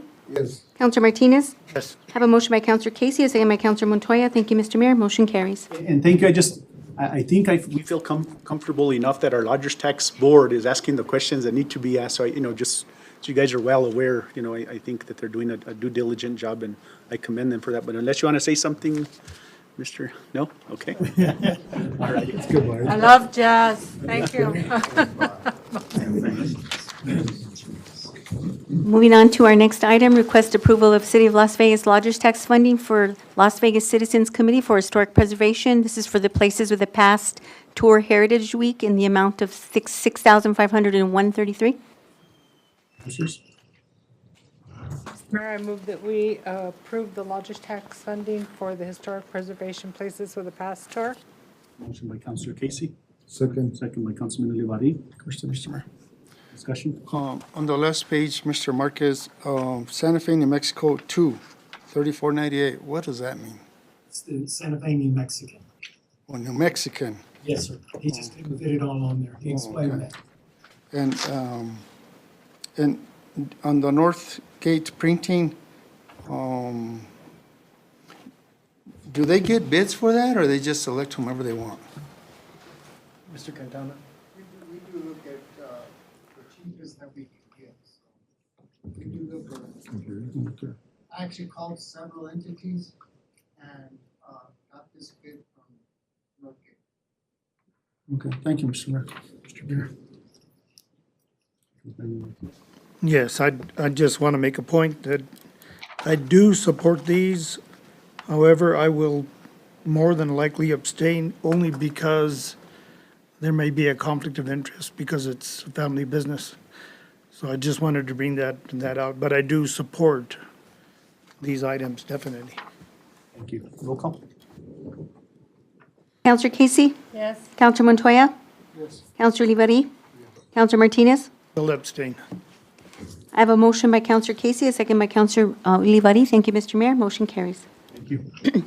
Moving on to item 6, request approval of City of Las Vegas Lodgers Tax funding for the Las Vegas citizens for historic preservation for Dia de los Muertos in the amount of $3,988.81. Mr. Mayor, I move that we approve the funding for the Dia de los Muertos. Second, motion by Councilor Casey, second by Councilman Montoya. Discussion, seeing none, roll call. Counselor Ulivari? Yes. Counselor Montoya? Yes. Counselor Martinez? I will abstain. Counselor Casey? Yes. I have a motion by Counselor Casey, a second by Counselor Montoya. Thank you, Mr. Mayor. Motion carries. Mr. Marquez and Mr. Scott, if you don't, I mean, if there is something that, you need to make us aware, just jump in at any time. But I think most of the questions usually are asked. If you do have something, just for the record, jump in and stop us. Mr. Richmond, there is something that we do want to say, but we'll wait till the end just so we can make sure that the council has a chance to listen to it. Okay. Moving on to item number 7, request approval of City of Las Vegas Lodgers Tax funding for the Cornerstones Community Partnerships in the amount of $11,000. Councilors? Mr. Mayor, Question. Motion. Councilman Martinez? I'll go ahead and move to approve the City of Las Vegas Lodgers Tax funding for Cornerstones Community Partnerships in the amount of $11,000. Motion by Councilman Martinez, have a second? Second, Mr. Mayor. Second by Councilman Montoya. Councilor Montoya, you had a question? Yeah, so let me ask, the Cornerstone Community Partnership is from Santa Fe. Yes, So anybody from New Mexico qualifies to apply for lodgers tax? yeah, go ahead, I'll let you answer. If I may, Mayor and Council, they're asking for help on funding for a conference that will be held here in Las Vegas. Understand. So that's a statewide conference, and they'll be bringing in about 250 people who will be here for about a 3-day period. I understand all that. Okay. The question is, Cornerstone Community Partnership is from Santa Fe, New Mexico, and they're a 501 or a 301? 501c3. 501c3. But lodgers tax, I thought it was San Miguel County that could apply for it, because they're the ones that pay the tax, well, out-of-towners pay the tax too, but I didn't know they could apply for funding also. Well, you approved the Weeby Racing, and they're out of Rio Rancho, Oh, okay, and they hold their event Oh. here in Las Vegas. okay. So that's, the lodgers, from my understanding of lodgers tax, we're trying to bring events to our city to promote our city and tourism. And this funding is we're sharing the advertising costs with the county, pretty much? We're not 100% sure if the county. Oh, well, yeah, but that's the plan. Yes, sir. Okay. If you had, if those questions, I don't know if you want to come up, if you guys want to come up and get to the mic. They are partnering with. Gotta come up, sir. Mr. Quintana, do you mind coming to the, just so the audience hears? Cornerstones is partnering with CCHP, a non-for-profit here in Las Vegas. So we're partners with them on this project. We're trying to bring the preservation conference to Las Vegas. And so it's a big conference that comes here, and we're hosting a lot of things at Highlands University. So there's a lot of different partners that are partnering with Cornerstones on this. Understood. Thank you. Thank you. Roll call. Counselor Ulivari? Yes. Counselor Martinez? I'm going to abstain. Counselor Casey? Yes. Counselor Montoya? Yes. I have a motion by Counselor Martinez, a second by Counselor Montoya. Thank you, Mr. Mayor. Motion carries. Moving on to number 8, request approval of City of Las Vegas Lodgers Tax funding for the New Mexico Racquetball Association in the amount of $10,000. Councilors, Mr. Mayor, Councilman Martinez. We did move to approve the City of Las Vegas Lodgers Tax for the New Mexico Racquetball Association in the amount of $10,000. Motion by Councilor Martinez, do I have a second? Second by Councilman Ulivari. Discussion? Councilman Montoya. So, Mr. Marquez, on this application, they have $9,000 for billboards, Yes, sir. and they're requesting a total of $10,000? Yes, sir, that's what they were requesting, What's sir. the other $1,000 for? Let me look for it. Hold on. You have it there. Mr. Lopez isn't here to answer, so we'll look for it real quick, sir. For venue rental. It looks like for venue rentals. Oh, shirts. For the shirts that they'll be getting out. And sir, just so I clarify, on those shirts and everything, we did let them know that they had to go ahead and put the insignia of the city of Las Vegas lodgers tax. I think you guys all got a copy of it. So just wanted to make sure that you guys knew that they would be on there, sir.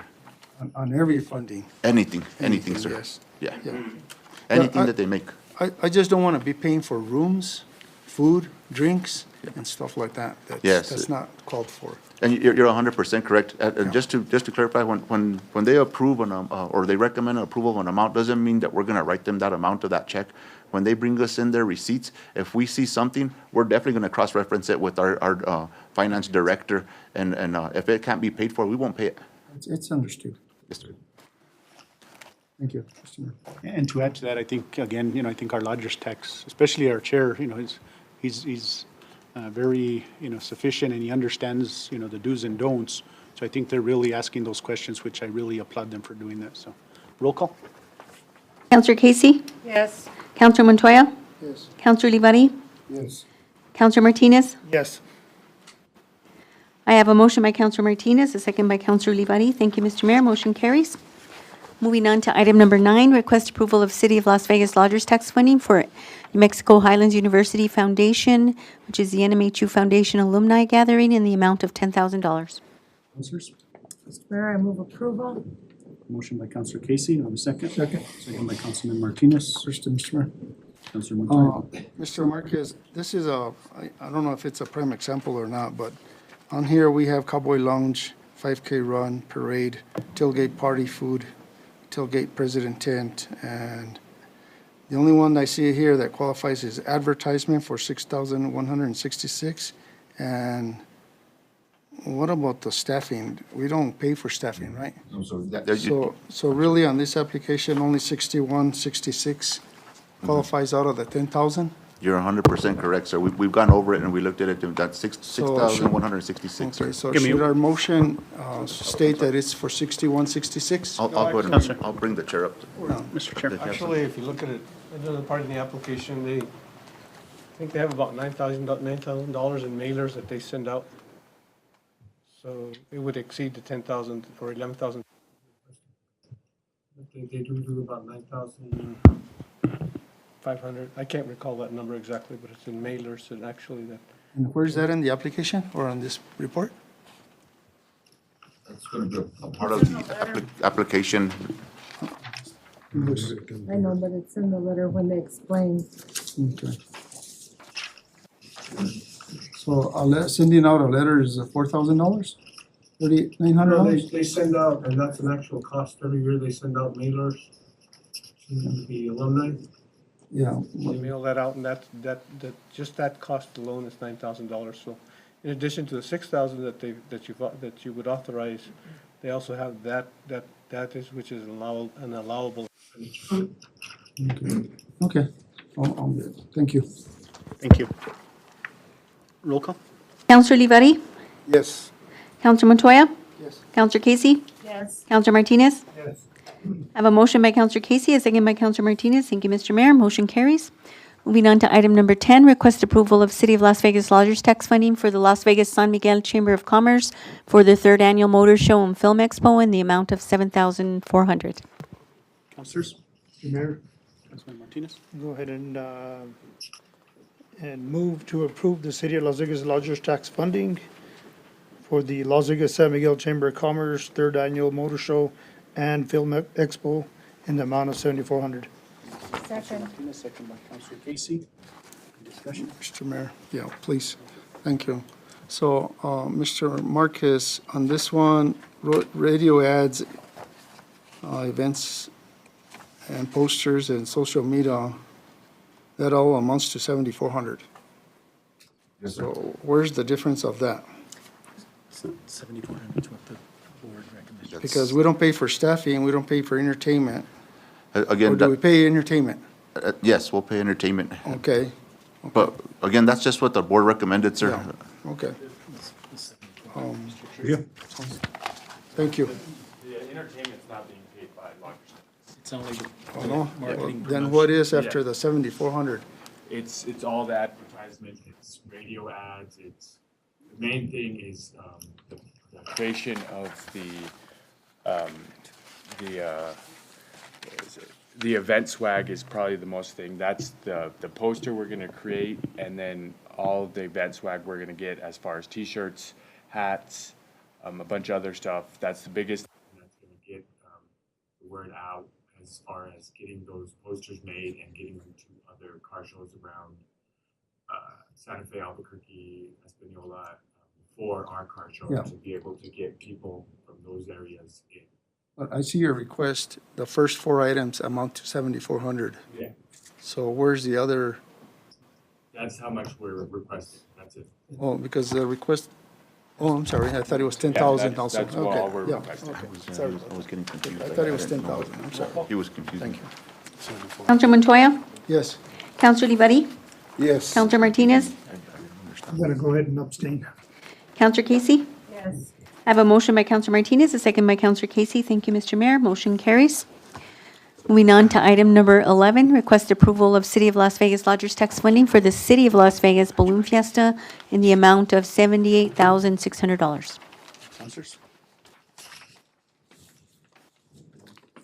Mr. Mayor. You know, I've been a fan of this since the mayor brought it up, now, a couple of years ago. I think the amount of viewers that see it in Albuquerque and the amount of people that travel to Las Vegas additionally to that, I think that it's a good thing. I will have a couple of questions, so I will make a motion, Mr. Mayor, to approve this funding for Balloon Fiesta. Motion by Councilor Montoya. Do I have a second? Second by Councilor Casey. I thought that I heard. Discussion? Yeah, I did have 2 questions, or 3 actually, maybe 4. But on letter F, 2 RV space locations in the north RV parking lot, who takes advantage of those? We take 2 RVs because, a lot of times if council or mayor or staff need a place to stay, it's really difficult when you're at the park to get away. So if we have a place to go, there's break times that we need to. And just to be clear, that's something that is this year. Last year, there was no. Right, Yeah. right. Yeah, just to be clear. We were able to facilitate it for this Yeah. coming year. Okay, and on letter O, 2 official sponsored jackets, who keeps those the last 2 years? We've had them, there for you all. Yeah. And Well, I'm gonna recommend that this year you give it to our police chief and our city manager. Okay. For what they went through with all the water crisis, all the meetings and all the headaches and the whole dilemma. I think you guys are more than deserving for it. If there's not any objections from mayor and council. I personally don't need a jacket. I have a closet full. And P, the same thing with the baseball hats. If Yes, you sir. don't mind, do the same thing, and then, and I don't want to dictate. If there's any objections up here, I mean, feel free to cut me down or say, no, you can't do that, Montoya. But I just think that it is out of courtesy that we acknowledge these people for their hard work and leadership skills that they've done. And the pins, you know, it'd be nice to, if you could bring one for each employee, you know, a balloon fiesta pin. I know I got a couple of them last year. But just the memorabilia for them, even though they didn't get to go, or even if they went, at least they got something, you know. And that's about it, Mr. Mayor. Thank Okay, you. just to add to that, Chuck, I know last year, we were really on top of our game on, as far as getting information out to RV packets, doing all that, so I hope we could do the same. And I know last year was the first year that we had the design in on time, because usually we get the packet and it's always at the end, you know, I think September or somewhere like that towards the end where we approve the funding. So we were able to get that design, and I think we get, I don't know if it's changing, 250, but could you maybe we could have those conversations with them and see if we could increase it for that, because I know last year was only 250, and those were official Balloon Fiesta pins, which are collectible at the end of the day. So maybe we could look into ordering more if possible. Because at the park, it's a huge thing. it's the biggest thing in the park. All the pilots, all the teams, they all trade these pins, and it's amazing how popular it is. Oh, yeah, they are. And they come just for the pins. They, to see. yes, it's a huge thing. I've never seen it before. Thank you. Roll call? Counselor Martinez? Yes.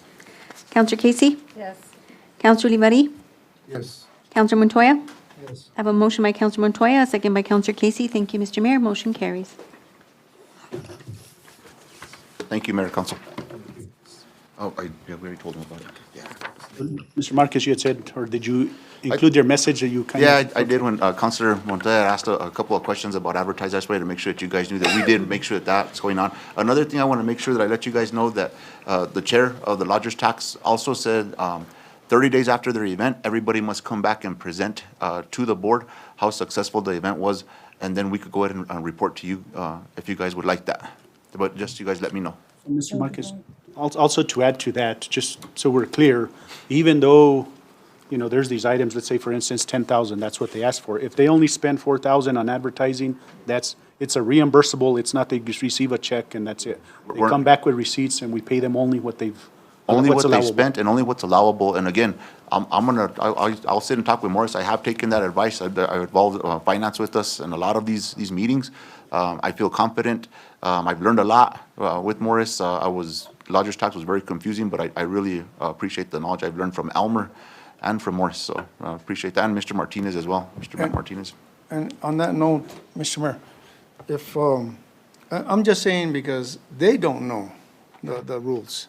They'll spend the money. If you give them $10,000 or $20,000, even though they're not for advertising, they'll spend it, and then they're gonna come to you, and then they're gonna be in the hook of raising that money. But I would request on your reports that you bring back, that the chair mentioned, is also include any leftover monies that they made on raffles or whatever for next year's event. I mean, that would be interesting to us to know what they're starting off with, if it's working out, if it's not, or whatever, for us to be able to make a decision. Yeah, thank you. And then just to be clear again, there's not a check given up front. They use their Yeah. money up front, whatever they spend, so if they don't spend it with what's allowed, they won't get reimbursed, so. We did have a workshop that advised them of that too. The workshop that let them know that if they did do some spending that wasn't allowed through lodgers tax, we're not going to put the city in a situation where we could have an audit finding. I got a strong board with Elmer in charge and with Morris there. We have a lot of good knowledge. Thank you. And Mr. Mayor, one last comment on lodgers tax. The reason I think that there's so much money there and people have not used it is because they didn't know the rules and they didn't know what they could apply for. Now that they do, people are spending it and using it and bringing more people to Las Vegas, so that's a good thing. Thank you, sir. Sandra? Moving on to item number 12, update on RFP, request for proposal lease for water and other water resources. Mr. Mayor. Yes, Mr. City Manager, Council, I had asked for this item to be on the agenda. I know we've discussed, especially now, you know, we're supposed to have a dry season, so I just wanted, you know, the city manager to give us an update on where he is with these items. Okay, so these are two different items. The first one being an update on the RFP for leasing water. We have met with Geosciences, with Jay Lazarus. We have a draft RFP available that we're going through now to post. The ultimate goal behind that is to find any property owners that are willing to lease, not sell, but lease their water rights of what's stored in Story Lake. So that means that they need to be, if they have acequia waters, it has to be able to be stored in Story Lake so that we can get the water and move it. That's an RFP that we would put out. What we're really looking at is the longevity that would go behind that RFP. To have the commitment of use the water if we need it, but not be buying water or spending money on water that we aren't going to use. We don't want to have the same situation like we did with the last agreement. So that RFP is in draft form now. We're still working through that, but we should have that posted rather soon. And that's, again, looking at some long-term solutions. The other one then is other water resources. Again, working with Geosciences, we've gone through reports that have been provided quite some time ago. I want to say 2+ years ago that demonstrated all the different types of options for water, whether it is groundwater, like the RFP process that I just spoke of, or if it's well water or transporting water from other areas. We have received that data, those reports. We have also made contact with property owners about potential commercial wells going in. So these are all options that we're looking at and making progress with. We've had several meetings, presentations to come forward is probably the next step to be able to show what do we need to do and what type of money would this take for the city. Ultimately, these decisions are going to lead to then what type of water treatment plant do we need? Are we going to be working with ground surface water, well water, or is it even recycled water? These are all things that need to be taken into consideration to know the best type of water treatment plant. So does that answer really what you're looking for there? Okay, it's not a dead topic in any I way. think the important part to that, I know when you work on the RFP, is also the storage, because if we have our reservoirs full, you can get acequia water, but we have nowhere to store it. So I think all this comment on needs to be that? taken into consideration. So I can comment on that too. That's another thing that we have also been looking into, and that is storage ability for both treated water and untreated water. Because the way the watershed is now, snow melts, water comes down the river very quickly. We need to be able to grab that water, save that water, and treat the water then when we need to do so. We have storage tanks now for treated water. I think we need to increase the storage. It's learning the new water flow and figuring out how do we have untreated water stored, because we only have a limited amount of water that can go into Story Lake, Bradner, Peterson, and we can't increase the storage capacity of those reservoirs. Therefore, we feel with the rate that the water comes down the mountain, we should have untreated water stored. Treated water likewise, so we don't end up in a situation like we did in the past. Some of the challenges and things that we're looking at is the cost right now that we're getting for storage is $1 per gallon. So if you look at a 5 million gallon tank like we have at Cabin Site, that's a $5 million tank. We have space that we could put those tanks. If it's treated water and it were to sit right next to the Cabin Site, then the plumbing is relatively easy. We'd have to add some additional pipes and drains to route the water into the tanks. As one's full, then we can switch over and go to the other tank. So we have been looking at that. What we do not have estimates on right now is the plumbing costs or the valve costs. Another thing we've been looking at is we would have to work with FAA on being allowed to have storage tanks out at the airport, running lines out to the airport. It's great if we can get water out there and store it, but we also need to make sure that it doesn't become a stagnant into a line. So we would have to return that water or have another alternative to not having type of bacterial growth in the stored water. So these are all things that we have been looking at and actively getting quotes on to move forward. This is all going to become part of the meeting that I had said is set up for next week, and that's looking at the short-term, long-term goals for the water system. And that, again, it goes back to the 98 million that we have. Thanks, Tim. And the reason why I brought this up is I think we need to understand, I know, we keep talking about the, 2 million that we've earned in interest. I mean, if we really think about it, 98 million can go like that. I mean, 3 storage tanks, we're already at 15 million. Is that going to leave us enough for right now? Because that's all we're guaranteed right now with FEMA. I mean, we're still, I know Deb's still working on that. But I think we need to be very, and I know Mr. Witters don't want to hear this, but we've got to be very careful and strategic on what we do. Like I mentioned earlier, I think water has to be a focus, and that's not even counting engineering, depending on where we put tanks or anything. So there's a lot more costs that we need to be wary of. And to me, some of this interest, I think we should worry about engineering and some of these things that are going to cost a lot and do our focus, because at the end, if we don't have water, and and we need to really focus those goals on that.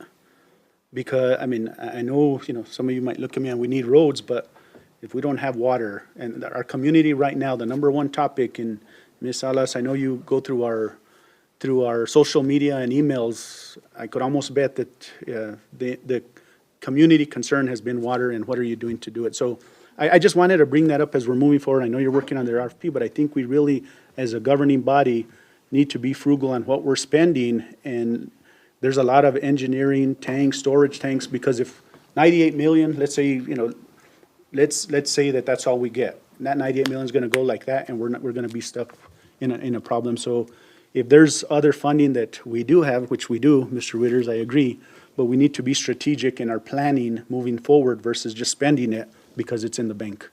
And I really, really appreciate your saying that with the money. I come from the finance background, both government and corporate, publicly traded. I just want to say this so there's an understanding, and I understand where Mr. Witters is coming from. Publicly traded environment, if we had this much money sitting in the bank, that means we're not investing the money to improve the earnings. And so there's a different mindset for publicly traded. You have to make your money work for you. In government, though, different scenario. Money in your savings is going to help you for the rainy day, because we're not in the loan capacity that you would be in the private sector. But also with that $98 million, it could go very quickly. And we need to be extremely strategic, in my mind, of how we spend those monies. And so I appreciate your saying that, because I think there's a perception out there that we're wealthy. We're not wealthy. We have money to help us with the water treatment system, but we also have really old water pipes. We have a lot of issues that need to be fixed at the wastewater site, which we haven't talked about much. And then we have the whole water treatment plant. And so there's a lot of different areas that are part of that system. That 98 is going to go really fast. And to add to that, I know in discussion with Jay at the time, a commercial, municipal well, right now, depending on the depth, could go anywhere from 1 million to 2 million. And that's just drilling it, no guarantee that you're gonna hit something. So, that's just something that I think we need to have our focus on also, is not forget about, those issues, but, keep in mind as we're moving forward to spend money. So if you have a recommendation as a governing body of how I can summarize the conversations that we're having, because there's a lot of them, but summarize those conversations and somehow equate it to money and time, because it's not a real quick solution. And I think that when there's not enough communication, not enough visuals, then the community starts to believe that we're not doing the best thing for the city. But it does take time. We need those engineers here. We need to identify if there are wells available to draw water from. Would it be recycled water? There's a lot of different factors. And so somehow we've got to figure out how to get it into an easy visual so that we can explain that. The efforts that are taking place and what the end result would be. And we're not quite there, to be honest. We're still trying to get filter bed 3 and 4 up and running and see what that impact is going to be to the water treatment plant if we continue using the exact same water we have now. But we need to look at economic development and where are we going to be 50, 60 years down the road, and are we still going to have water available? And so it's pretty complex. Mr. Mayor. Councilor Montoya? Yeah, I agree with everything that's been said here tonight on this subject. And that's why I think consistency in city government is so important. People up here have the knowledge and have gone through it, and they know the system, and they know what needs to get done. The final draft of this request for proposal for water rights, that will come before us? Yes. And it'll have a salary, scale, pay scale attached to it? No. No? And the reason being is it's an RFP, so it's requesting Okay. proposals. But I Okay. do want to bring the RFP forward. It would have to be an executive session, so Yes. we're not giving information too early to the public or an advantage.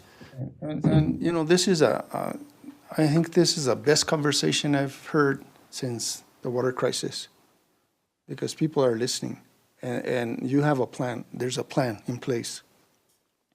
What can happen is what you just said tonight, and the mayor, can be said in a public forum. Publicize it and have a public forum at Highlands or wherever, so right here. And just so that people that are interested in what we're doing with the water situation can learn more about it, and it's an educational thing, and then it goes word, mouth by mouth, word of mouth. So And this is why I emphasize you getting a hold of the state engineers, New Mexico state engineers, and have a meeting with her and bring her up to date on all this stuff that we're thinking, what we're doing, what we need to do, where we need to go, because that RFP alone it's going to have to go through them, and it's going to take some time. It's not an overnight thing. We were going to try this right before we did the RFP with the contract, the MOU with the Story Lake. That never occurred. We went a different direction. But this is something good. I mean, some people aren't using their water rights, and if they want to lease them to us, short-term, long-term, whatever, or whenever we need it, or whenever it's available and stuff like that, that's a win-win situation. As far as storage tanks and all that, I mean, I'm glad you brought up all that stuff, because we've been talking about that stuff for a while now. And I'm glad that we got Jay Lazarus down here and tell Mayor and Council where we're at and the options that there is and where we've been. He's been with the city for the last 20 years, so he knows pretty much, he's turned almost every rock that there is water in. Yeah, I would still look for the, short solution as far as water wells. I know they're expensive. I know it's a long shot, but, something needs to get done. But anyway, great conversation. Mr. Mayor. I think I have Councilman Martinez. Right, thank you, Mayor. A lot of good information is coming out of this. Water treatment system that you talked about, city manager, is an important thing to me. What does it mean to me? It means distribution, infrastructure. It doesn't make any sense to put all your eggs in one basket and to have your water coming down the Gainas. It doesn't make a whole lot of sense to get only water from Story Lake. We've got to look at the alternatives, but going back to the infrastructure, what I'm trying to get to is, you mentioned earlier about Tater Wellfield was on for a little short time. We don't have a way to get Tater Wellfield water to the other two sites. Correct. That's correct. Infrastructure needs to be addressed so that we can have a water distribution system that actually works. We're relying on this side of town and not thinking about this side of town. And what I mean by that is, if you got, one of the conversations that we had earlier this year, we met with Mr. Milliken. I was fortunate enough to have him come talk to the mayor and to yourself. Mr. Milliken has some wells. They approached the city, or the city may have approached them several years back. I think that's a doable thing. I know that maybe they're not commercial wells, I understand that.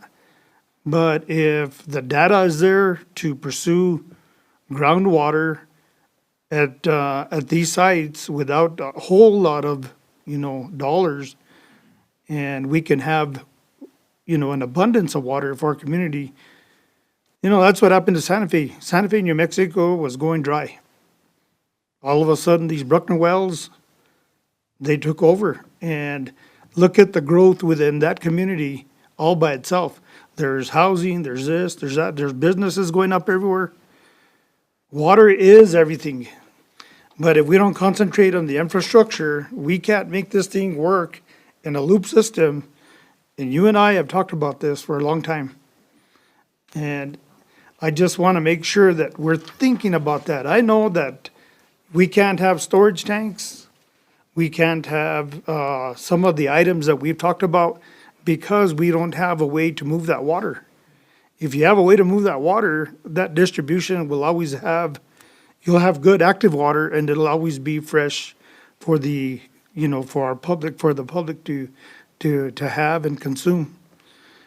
I'm one of those that I want to see where we can go with groundwater. Yes, we always need to pursue what we have currently. We have the Gainas River that supported our community for hundreds of years, okay? But we can't only rely on that. We need to make sure that we can rely on groundwater sources moving forward. I think that's the key. But if you don't have a distribution system to move this water, the water treatment system is gonna fail you. Distribution has definitely been part of the conversation, has not been excluded. Yeah. So, I just wanted to bring it to light, and I just want to see where we can go with, you know, just going back and getting talks reinstated with Mr. Milliken and maybe, you know, Jay Lazarus and that, so forth, so we can trying get. to not mention names here intentionally. Those conversations are taking place. We do know the aquifer that the water comes out of. There's I progress there. understand. And I don't mean to make mention of names either, but what that means to me and the rest of the people in our community is that we're doing something with it. It's real important moving forward. Thank you. Thank you for pursuing. Thank you, Mr. Mayor. Thank you, Mr. Manager. It's always been a talk of the town for the past 60 years, water. It's good that we're doing our RFP. This is so we can plan for our water situation. And it's been years and years that we do that. We took care of some of the reservoirs. We still need to take care of the other one. There's so many things that we need to do. And there's money out there that you or your finance director can take a look at that. It's real critical because that's every time we go out there and with the seniors or citizens, they always ask that, water. I've been asking for the past 40, 50 years. You know, and I know how to handle it because I've been here. But people that don't know what to do, they're confused. And this RFP is going to help them decide what we're doing here, what the council is doing here, the mayor, the city manager. I want to thank you all for doing that. Mr. Mayor, moving on to our next item, update of watershed debris cleanup in anticipation of monsoon season. So this one, Mr. City Manager, I know that you're working on RFP, but I think my concern on this one is more specific to, I know probably all of us here, you know, have had residents, you know, concerned on some areas. I think one of them was Palo Verde that I think we haven't addressed. And I just want to see where we're at or where the direction has been to clean up some of these areas in anticipation of the monsoon season. Okay, absolutely. So as we talk about this one, I think there's one resource that we have not relied well on. And that is when we were experiencing the flooding, we had a list of all those that needed help. And I really believe we need to go back to that original list to make sure we have an inventory of areas that need work. In speaking with our Public Works Director, and Arnold, if you're willing to come up, that'd be great. Arnold and his team have already been doing work with the capacity of what the city can do. I think what we need to do is go back and look at that original inventory list of where flooding took place, compare that to the capabilities behind Public Works to determine if we do need to go for other resources. Before I move on, because I think questions will come, there's two different debris components. The one is the things that the residents experienced here during the flooding time, and those are things that we're talking about now. We also received as a city $14 million for debris removal that goes from upstream, upriver, all the way down through the city. And that RFP, I want you to know that RFP is being reviewed. It's gone through the attorney. It's gone through all the steps. We're ready to post that one. It has been posted in the past. That RFP, and there were problems with how it was posted and how the language was written in it. We had to pull it down, refine the RFP so that applicants had to reread that RFP and apply appropriately. Numbers were seen. They may not have been used, but I felt we had to rewrite that RFP so that they could apply again and it'd be a fair process. So that's for the large $14 million debris removal. Again, cleaning the gabions, the screening curtains that are in the river. With Mr. Lopez, the Public Works Director, this discussion now is about what can we do locally here in town with what we know. Good evening, Mayor and Council.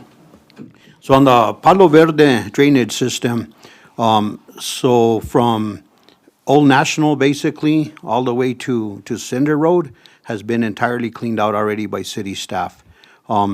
So beyond that, on the other side of Cinder Road, we've made a huge effort. You probably wouldn't recognize the area if you visit. I encourage you all to look at it. The crews have been extremely busy. We've cut out a lot of vegetation. We've done really well. With the assistance of David Marquez, he's going to loan us his mini excavator. We met there today. He's willing to lend us that piece of equipment so we could deepen the channel as well. But there's been a lot of effort already done in that, and that's in the short term to establish better drainage through there. In the long term, we've already contracted with Miller Engineering to design. We provided budget for the design phase of it. So he is currently designing what's going to be, and what we requested is a concrete drainage system instead of a dirt drainage system with structure that'll carry the water underneath Cinder Road. It's going to be a big concrete structure. So he's currently working on that. Surveys have been done, and he is doing his drainage study, the whole thing. So that's in the long term, and it's on its way. But I think, in preparation for this year's flooding, because of course, by the time we achieve 100% design on that project and it goes out we're going to need some budget for that and approvals. But that'll be probably 1 year away, I would say, by the time it reaches construction. And there is some other areas over like on King Street and that area there. That's already scheduled to be our next area that we're going to address all the vegetation that's kind of in the drainage in that area. But little by little with city staff, and we're busy with potholes and a lot of other things, but, it's pretty amazing. We've done a lot of effort in those areas, but there is other areas that, during the flooding and stuff, we got some of the other city staff to do kind of a joint effort, if you can remember, around our bridges and stuff, and maybe we could even coordinate something like that again, to help on those areas. I know in the area where we rechanneled the river, remember, there by the river walk, that area has been draining really well, and there hasn't been any flooding like within Dahlia and those areas there. But if you all have any requests that areas that we can address with city staff, please bring it to my attention, and we'll try and take care of it as well. Mr. City Manager. And Mayor and Council, if I can also bring up too that the Sulzer Group had gone through and done some studies where we have new topo maps where we're trying to predict where water may come because the water paths are changing ever since the fire. And so when the flooding happened in June, that wasn't all anticipated. I think what we do need to do, and I can do a better job on this one, that is bringing those maps forward, compare that to the areas we have worked on and where there's potential flooding risk. And so I think we can put some more effort into that. City Manager and Mayor and Council, if I may, another area that's being designed currently is the drainage off of 8th Street through the grassy property. That is also being currently designed by the engineer.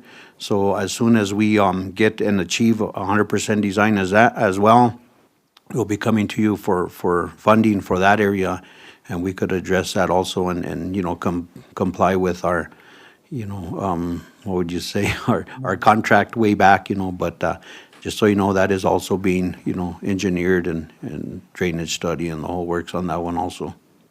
Thank you. Mr. Mayor, Councilman Martinez.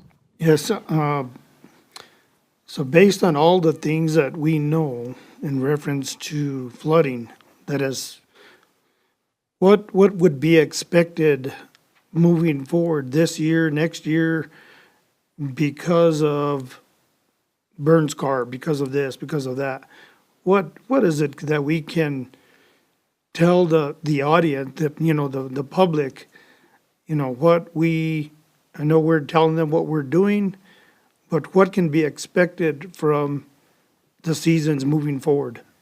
I feel that the reports that were pulled together, the studies that were done from Sulzer Group, this is really probably within the last 4 weeks, we can bring that forward and at least say that these are predictions, projections, approximations, of where we feel that the flooding will go, because we are starting to have enough storms come through to see how there's variations from the natural water flow to the changes from each flood, and that creating erosion and the flooding changing again for the next storm.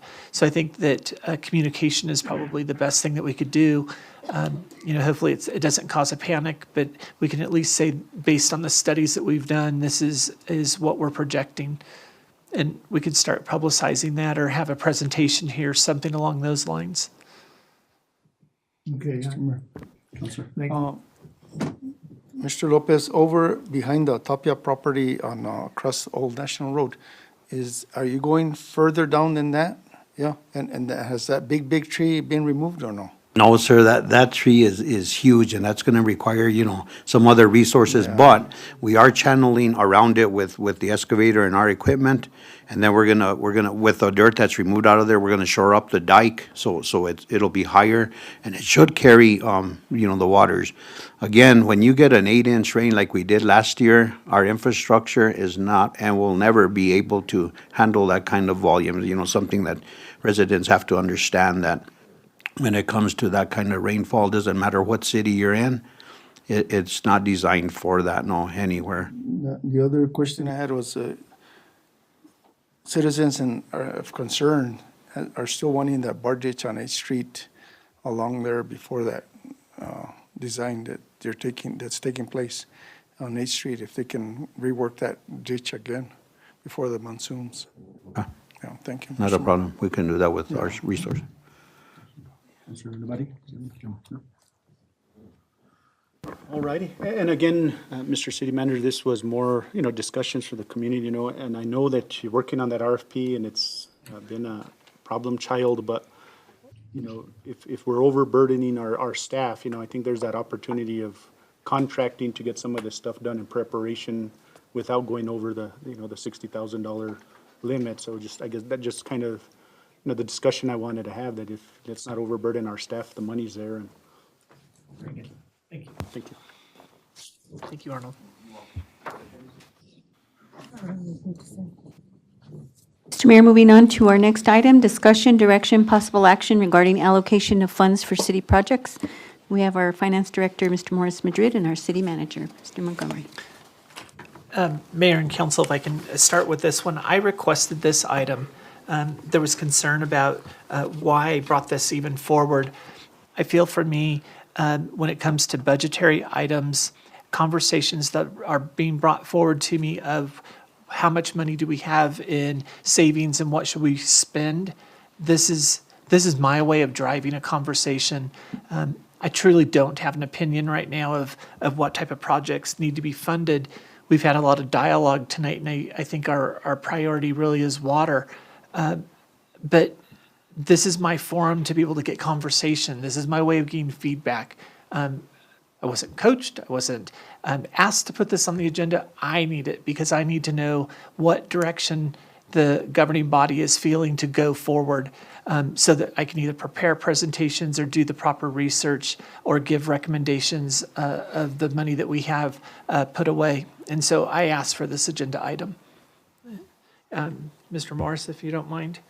Yes, the information that was included in your packet was just a brief summary of what is available right now, today, with no budget impact. The amounts that you see are from current year savings and from earnings with the local government investment program. That is kind of in conflict with with my recommendation, in that we are so late in the fiscal year. If we were to actually appropriate money for any type of project, whether it's building, infrastructure, roads, sidewalks, it probably wouldn't be completed this year anyway. But these resources will not go away. They will be there.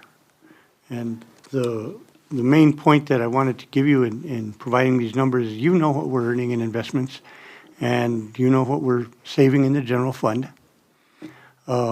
With that, any projects that the governing body would come up with and let's say it's streets.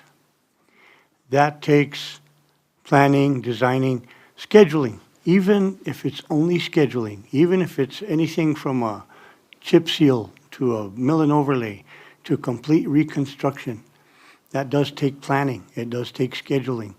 Contractors won't show up next week for any type of major project, whether it's a general building contractor or road contractor. The point is, yes, we can do these projects. But my recommendation is that you come to a consensus and that we include that in the budget that's going to begin July 1 of this year, with the assurance that we can give you that any project that's selected, let's say it's a major reconstruction of Grand Avenue, doesn't belong to the city, that's why I'm using that as an example. If we were going to do that, then we would be fortunate to have a substantial design by July 1. We could pay for that already. So there is not any project that would need to be held up until July 1. Once the decision is made by the governing body, we could begin that process next day. That's the point that I want to make. We have the resources to complete a large project, whatever it is. I would recommend including that in next year's budget, but my main point is nothing needs to wait. Once a decision is made, we can start. So that's really the discussion that I wanted to continue, as the city manager said, is what project or projects do you want to pursue? Sir Casey? Thank you, Mr. Mayor. Mr. Madrid, I think your recommendations are very wise, and I appreciate them very much. But my concern is that I have been asking for the same things for since 2016, and nothing has happened. The sidewalks on 6th Street From University to Mills are a disaster. They really do need to be fixed. They're not ADA compliant. People that live in that particular area are all elderly, pretty much, or they have young children, and you can't even walk. You can't go for a walk because the sidewalks are crumbled. People stumble on them. I know a gentleman who was walking in front of his house on 6th Street, and he stumbled on the sidewalk, and he had a tree limb actually get impaled in his leg. And so he had to be, taken to emergency room, of course, and be treated. So those are the kinds of things that are happening. I've had people who are limited in mobility, and they have to use wheelchairs or walkers, and they can't. The wheelchairs don't fit in the recessed areas to get up from the, to cross the street and go into the sidewalk because they're not wide enough. All of those things have been happening, and so I just hope that whatever we ask for actually gets done. I'm really kind of weary of requesting the same things over and over and over and over again, and nothing gets done. And so if we're going to be serious about each one of us getting $250,000, which really is not enough to do everything that needs to be done anywhere, we need to make sure that it's done, even if it's just to get, somebody to give us an estimate as to what it would cost, or to do, some kind of a plan and design for that particular project, so that we know how much it's going to cost in the future, so that we can set aside money in the years to come. Because, like you say, now at the end of the fiscal year coming up, we can't get things done that quickly. Counselor, in response to that, I just have an idea in that maybe it would be a good idea if the council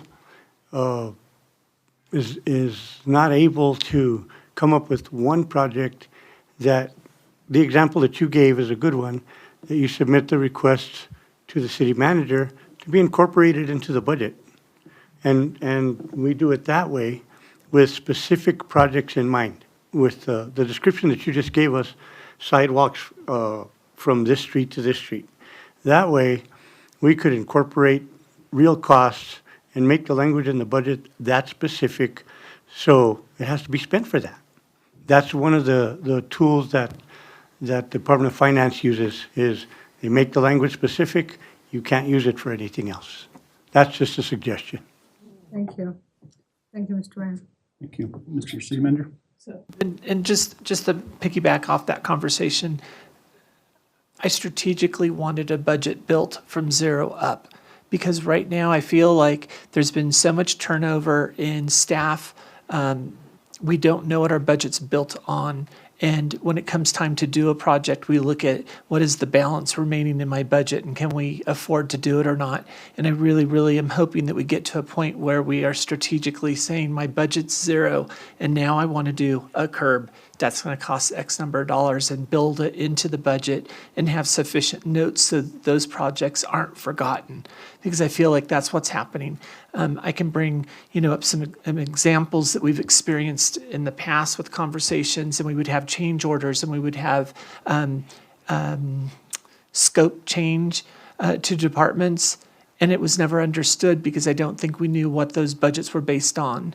And so that's why I've requested start at zero, and we're going to build those budgets up so we can bring those into a working session with the governing body and say, this is the budget recommendation we're bringing forward, and we can talk through those actual projects or items that we're wanting to purchase, and then have the discussion of what else do we need to add, what do we need to delete, memorialize it, and make it happen. Because I don't think that's happening now. Mr. Mayor.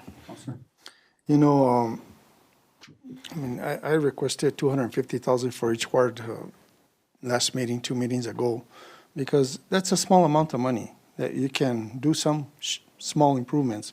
And I know that every ward needs sidewalks. We need sidewalks all over town, curbs and gutters, right on 6th Street. You can't even open the door because there's no curb. It's a shame. But we did have, if you recall, Mr. Madrid, we had, when we approved 250,000, a while back, other administration, we had 3 and 4 concrete contractors working on every ward doing sidewalks.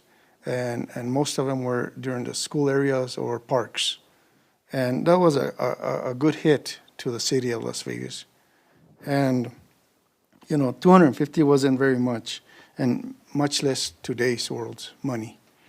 2 years ago, I asked for the South Pacific Park steps to be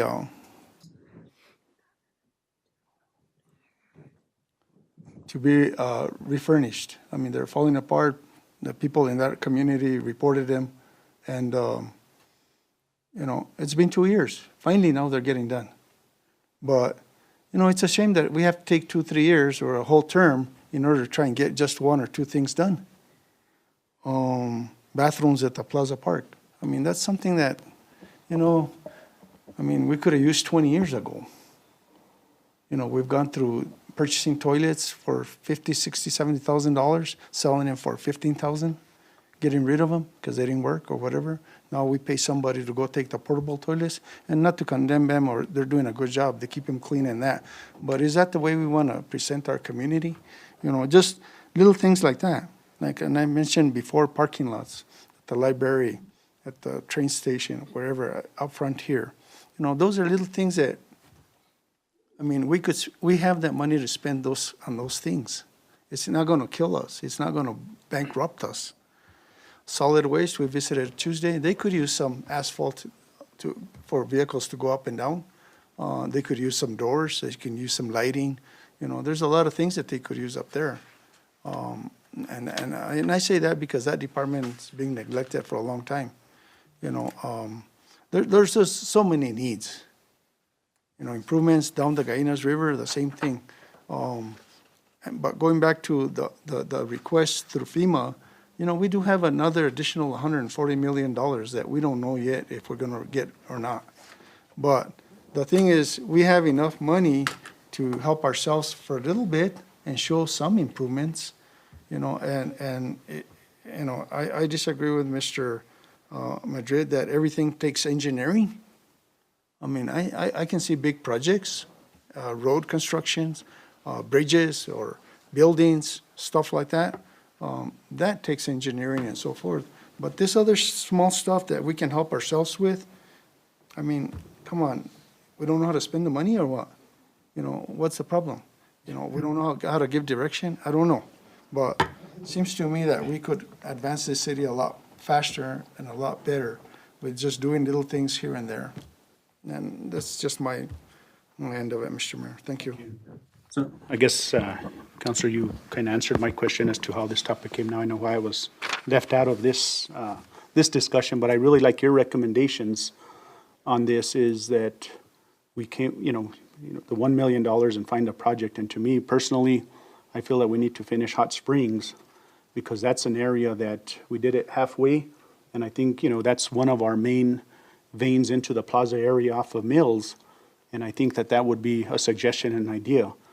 I know we have these other little, projects that we need to take care of, but, with this bigger funding, combined, working together, not leaving anybody out, but we could really, accomplish something, and I think that makes a better effort, and to me, the Hot Springs project would be best. And I don't know if I don't know if they're demobilized or anything like that, but I think that would be something that, we'd accomplish something as a group and together than, doing these little projects. I know each counselor still has their 250,000. I know mine's a little, I think Arnold used a little bit that I had for electrical in the plaza. So we all have our projects that we could do, but I think, a big something like that, let's accomplish something that we finish and not be a community that, and I hate to say this sometimes, but halves everything. And I think that's sometimes what we do. But to me, the big thing that I think that we could accomplish is finish Hot Springs because I think half the community, half the residents in those areas are happy, but that's, just for instance, University, and then, we've done University and we've done Bridge Street, now accomplishing Hot Springs, and we're gonna, we want we want the public to come into the heart of our city, and we don't want them to go through potholes or anything. I think, Hot Springs is still an area that should be finished off completely. Mr. Mayor, Thank you for Council, let me acknowledging. offer this suggestion, because you can have both. The 250,000 per counselor is something that has kind of been assumed that we need to build into next year's budget. So if we have that, then we could take some of the funding that you see before you and from other reserves also, and still find a big project that the governing body wants to pursue. So you can have it both ways because the 250,000 per ward and the mayor, this should be 1.250 million,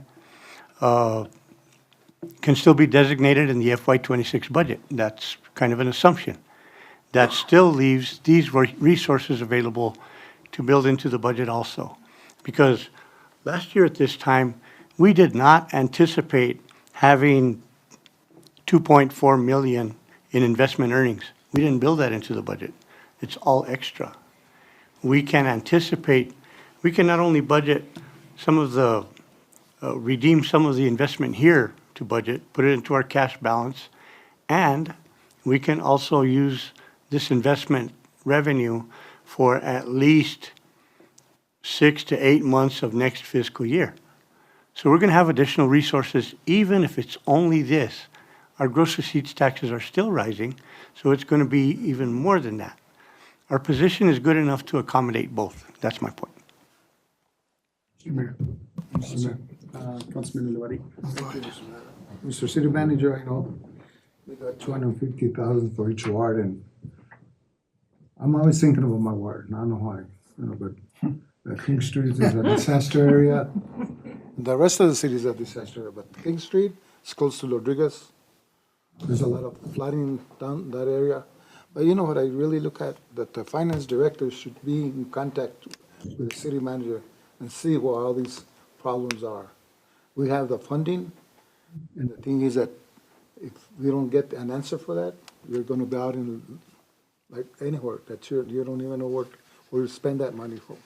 But we have a lot of money to get spent, and we gotta take a look at those streets, not only Ward 1, but Ward 2, Ward 3, Ward 4. You know, I think I'm in the biggest ward of the whole city, and it's a lot of work. Thank you, sir. Mr. Mayor, I just want to try to address, does anybody actually know of any shovel-ready projects that the community has? I know there's at least one that I know of, and it doesn't have to be done right now, but shovel-ready projects means that they've already been, you know, ironed out so that we could figure out exactly, I know that Arnold knows that. But maybe Arnold should, maybe, if it's okay, if he could come up and talk about some of those projects, because the city has already invested monies into those to get them shovel-ready. Now, where are we at? Are they been forgotten? Maybe I haven't forgotten. I don't know. I'm just, Evening again, Council. So the project that I know of that is 100% shovel-ready is the industrial park. Okay, that one is 100% designed. No, it's sitting on the shelf currently, you know? And that was a project that was, before I came on, it was in the process, it was already, you know, RFP'd out to the engineer for drainage, street improvement, some retention ponds, but it is shovel-ready, basically. is there other projects as well, or is that just the one? That's the only one that I know of. That you know Yeah, of? since I've been here, we haven't had the monies to invest in, Right, in, yeah. in design work. But Okay. the other two that will be shovel-ready is our drainage systems on the Grassy project and also the one on Cinder Road, the Palo Verde one it'll be shovel-ready basically, you know, soon. And again, I'm not saying fund, I'm just saying, I guess it's, you know, we haven't looked at, you know, just like Counselor Casey mentioned earlier, we haven't really had an opportunity to say, this should be in our 5-year plan. You know, we haven't gone there at all, so I'm just thinking about projects that the city has investment in that we haven't pursued. These are projects way before I even showed up, but all I could say is there's a lot of investment already tied into them. And maybe a full-scale, you know, curb gutter, no, I'm not saying any of that.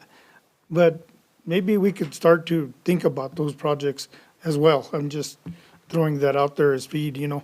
But there's a lot of demands, there's a lot of needs in our community, and they're in all sources, in all phases of our community, Ward 1 to Ward 4. And I'm willing, you know, as a councilman, to be able to give up my money to make sure that some of the projects, even that the mayor talked about, just take Hot Springs, for example. If that's gonna be, there's gonna be a shortfall of money, I'm willing to help to make sure that gets done, because those are important parts. I'm not gonna be greedy and say, no, it's only my ward. No, the entire city is represented by these people here, so we need to take care of our town. Mayor and council, as a suggestion too, and usually what we do when we don't have a big pot of money, we utilize like GSA contracts, state contracts, so we can, you know, make the project happen sooner.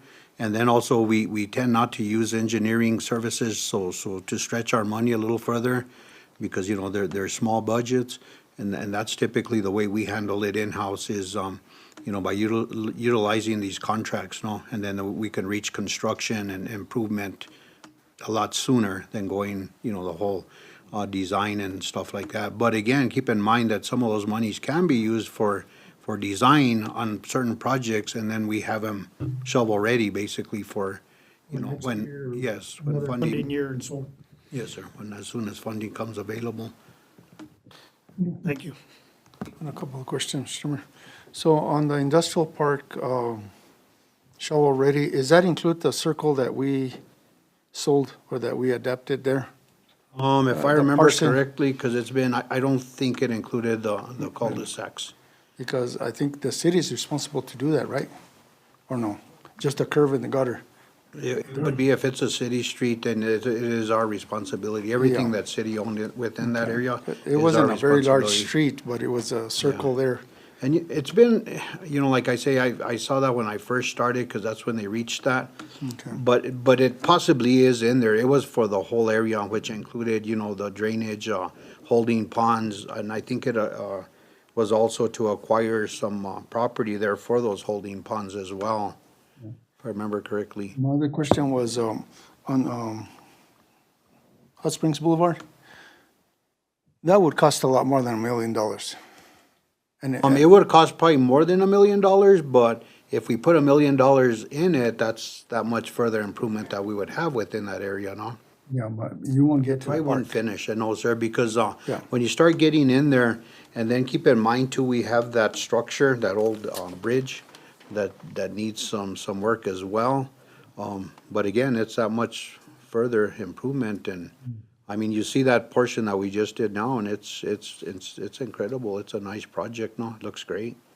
I'd love to see it complete. You know, we had planned on this next year, CDBG request would be a continuance, a next phase of that if mayor and council approves of us applying for CDBG funding for that area. So now we're just about to close out the project, so it makes us eligible to apply for this next round. And again, like myself and like Council Martinez said, I mean, I'm not greedy. I mean, I just want the whole city to have something, and I don't care where it's at. And I think the manager can testify to that. When I bring concerns from, I bring them from all over town, not only my ward. But, you know, I was very supportive of Legion, University, El Criston, and all the other projects that we've done all over town. It does not bother me to do Hot Springs or any other street. I think the industrial park, if it's shovel ready, I mean, I would support something like that, because then people have been there 30 years, and they're well, like the Commerce Street people, residents, they're well over deserving to have a road, their paved road there. I mean, we've put in millions and millions, and they've washed away and so forth. But if that one shovel's ready, I mean, that would be more than, I mean, and the way I look at it, I mean, if you tell me spend $2 million, I'd spend it today, because we have it, and we can.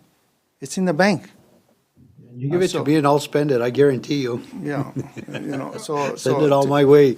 Yeah, but to me, I mean, an investment, you're investing in your own community. I mean, no matter where it's at, it's still your community. And I know that the industrial park, there's a lot of businesses there that were promised a lot back in the days, and the city never complied. You know, so. Mr. Lopez, what's the cost estimate for BIB? I think it was like about 3 million, if I remember correctly, somewhere there.